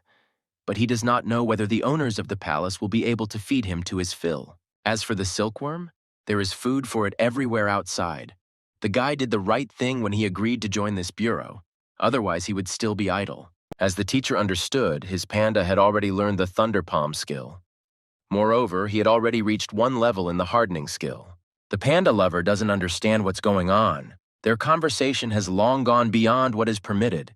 The first thing the panda guy needs to do is train the Thunder Palm skill. It is a little easier than the Explosive Fist skill. Don't take on too much. If they want to learn the Explosive Fist skill, he advises them to first master the Thunder Palm skill. The guy thinks about what was said. Normal pandas probably need the Explosive Fist skill, but his panda is already doing just fine. He doesn't need the Fire Element ability. If necessary, the 11th will be able to master this skill later. The teacher suggests going to the training ground so that he can tell him more about everything, and before that, he will introduce him to other students. If he studies in their palace, he will need to contact them. The girl thinks that John doesn't deserve such kindness from his dad. If his mom were here to support her, she would have asked everything. The man says that the security guard from the certification told him about him, but he doesn't fully understand his situation. He would like to see the guy on the battlefield with other students. The daughter is very happy to hear this. She was expecting a similar phrase from her father. The guy says that it's not difficult for him. He's ready to fight. Usually, disciples who are at the practical training level undergo serious training in the palace. This is the basic training ground. The disciples of their gang train here after eating. The main character looks at the pandas. They are very lazy, not wanting to work. The 11th in their place would run with all his might. The teacher continues to say that pandas are very lazy by nature. They are trying to change this little by little through training. Otherwise, there may be problems on the battlefield. John says that if his panda doesn't complete the training, he won't eat. Otherwise, the balance won't be maintained. Everyone is shocked because they've never seen such pandas. The girl says that it sounds very unrealistic because they didn't have anything like that. She asks what the main character did with the 11th when he took him. He remembers the words of the panda. He said that the Lord gives him too much, which he does not deserve. He will try his best and resent his care with sweat and blood. The men continue to tell that after hardening their bodies, they engage in sparring to practice their hardening skills. They are approximately at the 8-10-year level. The teacher will choose the strongest one for him. He calls out to a man named Jeff, saying they are coming down. The man introduces him to a new student. Jeff looks at his teacher with confusion. Apparently, they haven't had any new students for a long time. Not far from the group of people, there are still some students of the palace. They make humorous comments about the teacher's daughter. The teacher calls them over so that everyone can meet John. The main character waves his hand, greeting people. Jeff tells him to contact him if he has any questions. The teacher says he wants the boys to fight. If the old student loses to the new one, he will train even more with his panda. Jeff thinks there's only one guy he can handle when he agrees to fight. The other students think that they weren't even given a chance to show off in front of their sister, but that the mentor just decided to scare the newcomer, wanting to show the real power of their palace. The strongest student asks John to prepare his pet. The protagonist summons the 11th to the battlefield. People around are surprised, because the panda is just a baby. It seems he is only at the 6th level of awakening, just a beginner. Jeff's panda is at level 10 and also has the hardening skill at the expert level. His daughter's teachers watch the beginning of the battle with interest. Each of them probably knows the outcome. The experienced student tells the newbie to attack first, otherwise they will knock him down along with the panda with the first blow. The 11th also rushes forward, leaving behind clouds of dust. The girl and the teacher are surprised by the speed. The power is very great. Jeff orders his pet to repel the attack, although this panda seems to be quite powerful, but still only a cub. An adult will use a skill to harden when an opponent tries to hit it. The guy is confident in his pet's hardening skills. 11th knows what needs to be done, so he uses electricity. The experienced student is surprised, because such a skill is only possible for a panda of a supernatural level. He no longer has time to cancel the skill for hardening. The adult animal flies back at great speed. The teacher is very surprised, because this is really a thunder palm. A baby panda at the 6th level of awakening has mastered this skill. It seems that this panda trained hard after receiving the skill, although it did not reach the point of completely losing its fighting strength. Jeff's panda may be left paralyzed. The guy is very surprised, not believing his eyes. His pet screams loudly, experiencing incredibly severe pain. He is ready to fight back. The 11th gets into a fighting stance in order to defend himself in case of attack. Jeff uses a skill called Hard Claws. The panda immediately takes off, heading towards his opponent. He thinks that he can't lose to a newbie, even if he uses the Thunder Palm skill. But if he loses to him, it will be a shame. If Truth loses, his panda won't be able to handle the extra training. John tells his pet not to take cover, but to continue to hold a solid form, and then attacks. This is a great opportunity to show off their hardening and smoke palm skills. The rest should be hidden for now. An adult panda cannot hit its cubs because its entire skin is hard as rock. There was no trace of the blow left on the 11th's skin. The opponent is surprised by this, because his opponent not only has the skills of Thunder Palm, but also the hardening of the expert level. This skill is higher than his. He tries to hit the little panda, but it doesn't work every time. Then the 11th decides to strike back, concentrating the force on his fist. By inertia, the panda flies high into the air, and the opponent flies towards his owner. She is knocked out, unable to continue fighting. John smiles widely, thanking his opponent for the fight. The man doesn't believe that this cub is at the 6th level of awakening. Probably even his students and their pandas who have passed the certification won't be able to handle him. The teacher comes closer, telling Jeff that he is lost and will now have to train twice as hard. The man thinks that his opponent is as strong as his teacher's own son. The teacher tells his experienced student to go and treat his panda, and the new student goes with him. The girl thinks about how the 11th has changed terribly since their last meeting. She angrily shouts at the other students that they too will have to study twice as hard. The students are still not sure that the newcomers are the newcomer, because he is very strong. 11th tells his master that the teacher and his face seem familiar to him. A group of people enter a round room with some word written on the floor. The panda and the girl are happy to meet. They look at each other, smiling. They hug tightly. The panda lover understands that this is still the same 11th, but it is unknown what happened to him, why he suddenly became so strong. The man says that the main character took great care of this panda. It is the best of all that he has seen. Suddenly, the pet realizes that she has most likely seen this guy at the base before, but does not know who he is. John thanks the man, who replies that the guys have unlimited prospects. He is very sorry that he will only be able to teach them a little. The teacher's gaze changes abruptly. He becomes stern and angry. A man opens an unknown portal with a panda symbol. A huge animal appears behind him. He says that he will show how to train the skills of hardening and thunder palm, and also provide reference materials. John takes a moment to look at the beast, realizing it is a fighting panda. The giant pet stands with its arms crossed. It is dressed in wide pants. It looks very menacing. It belongs to the teacher. Various skills of the hardening level should be written reference books. And as for the gram palm, the panda owns exactly at the initial level. If you hit the enemy with a powerful electric shock, you can put the enemy into an anesthetic state, but the penetration force is still small, Otherwise, the panda could pierce the enemy and kill him with one blow. Then the teacher turns away from the children, intending to show some technique. The teacher's animal prepares to demonstrate its skill by waving its hand. This is what the current penetration looks like in the thunder palm skill at the expert level.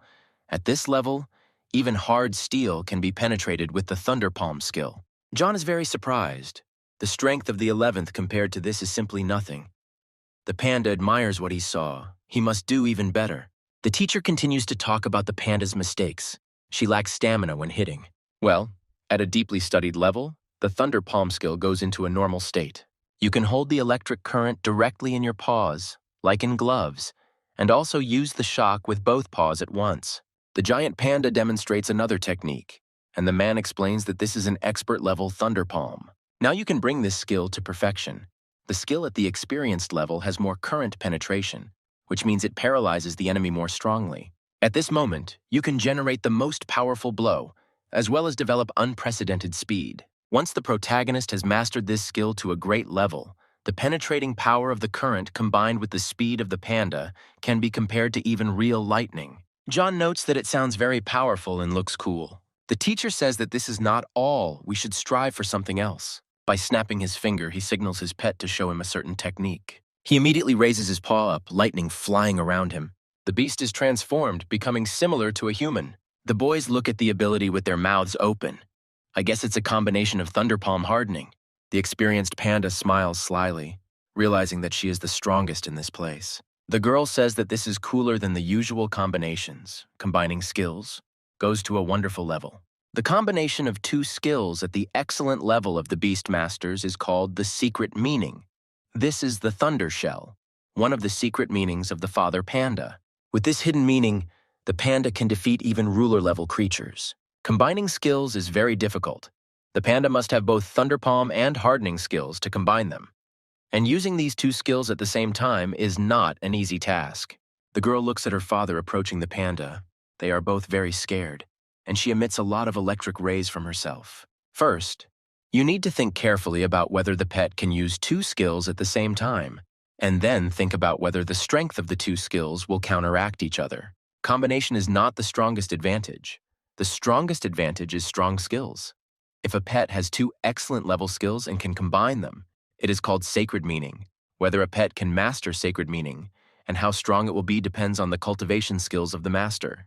The teacher thinks that it is too early for John, and even for many masters at the specialist level, to know the word sacred meaning. Even for specialists to know this term is not just too early, but very early. After all, not every specialist can train his panda to a wonderful level. But if the 11th works hard, he will definitely achieve his goal. Suddenly, the protagonist asks if the thunder armor can be improved. His question greatly surprises everyone in the area, because this technique is already very powerful. The guy explains that panda's eyesight is not very good, and at such speed they will not be able to control their actions well. The panda lover says that there are no ideal sacred meanings, and with such an ace up your sleeve, in a battle with a not particularly fast opponent, you will already be successful.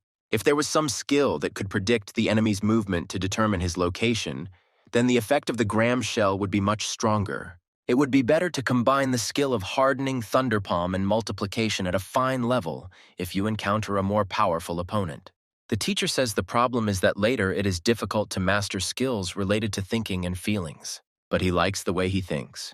Every greasy meaning is not perfect and has its own shortcomings. If you add a sacred meaning to a new skill, you can increase its effectiveness. Of course, for the main character, this goal is still far away. His task now is to increase the level of the panda's thunder palm skill. Then he can try simple combinations of thunder palm and hardening. Improving the skill of thunder palm is not easy, after all. This skill is not natural for pandas.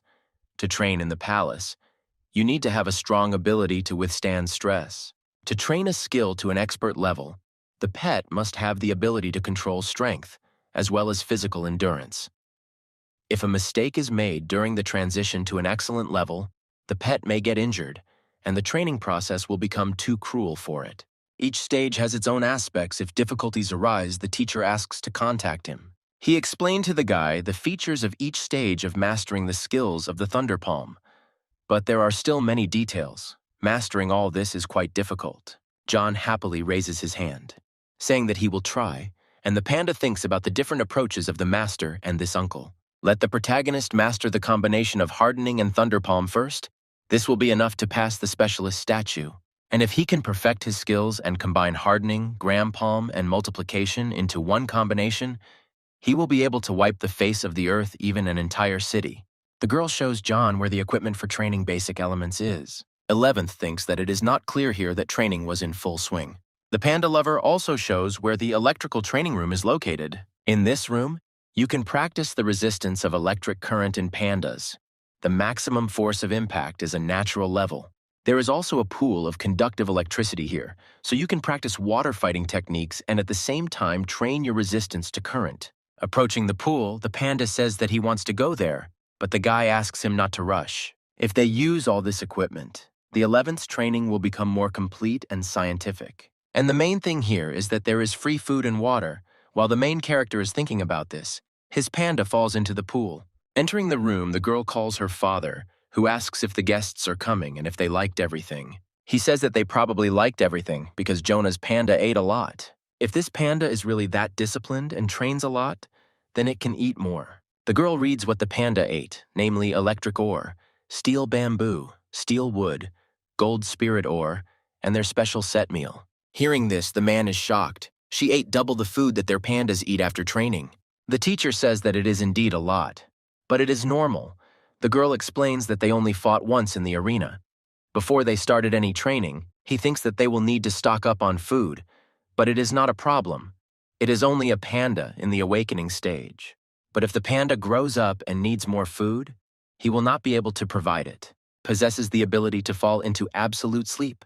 The 11th can digest food faster in his sleep, so there is no need to worry that he eats too much. Everything will be absorbed. At this rate, the guy will be able to bring his pet to a supernatural level in just a few months. In this world, pandas live an average of 35 years. If the panda is properly fed and provided with good conditions for development, it will move to the supernatural level in about 10 years. At this age, pandas are already considered adults.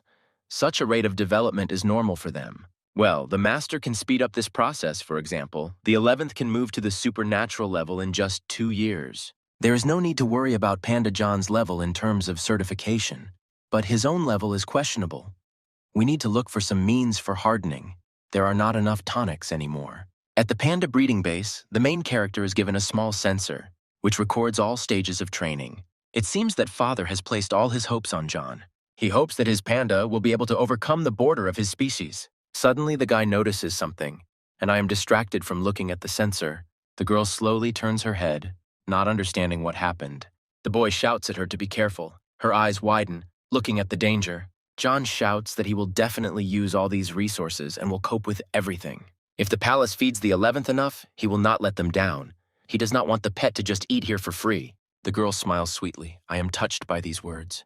The 11th got a good master. While he is with him, she is calm. Before going to bed, the main character invites his pet to learn a new skill.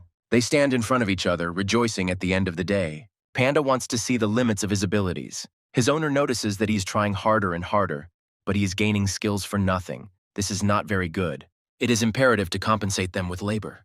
John activates the learning of a new skill by placing his head on his pet.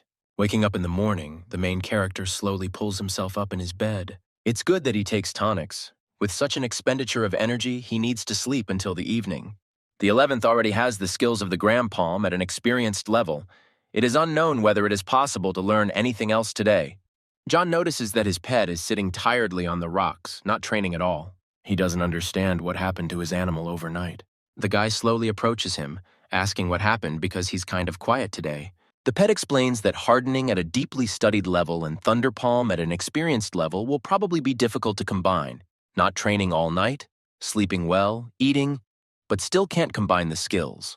John, looking at his insect, thinks that he must have been very scared because they had been training all night. It's probably a matter of lack of skill, but they'll succeed. The 11th is touched by this, thinking that he has a very kind master. You need to go to the yard again. The main character will no longer allow the panda to train at night. Because he eats a lot, it's better for him to sleep. I should have asked yesterday if it was possible to order delivery. Otherwise, going out for food every day is quite tiring. Arriving at the palace, John meets his teacher. He asks if he wants to explore the trace of antiquity. According to the military's feedback, this place is indeed better suited for training. With his abilities, he can get a lot of benefits. The teacher needs to leave the city for a while. If there are any questions, he asks to contact his daughter. The gray-haired man explains that the entire city buys food for the pandas here, and they also have delivery. The teacher said that he can freely use all the resources. Delivery is also included. He only needs to specify the quantity, address, and delivery time. The boy is delighted to hear this, and then asks for a triple portion of daily food for the pandas every day. There are 3 days left before the research expedition of the Association of Rulers. There is everything necessary, namely tonics and food. Now we need to learn a new skill, the skill of intimidation. The main character begins to conjure, starting today, his Panda King. The 11th is greatly transformed. He has learned all the necessary skills. All that remains is to improve them and become stronger.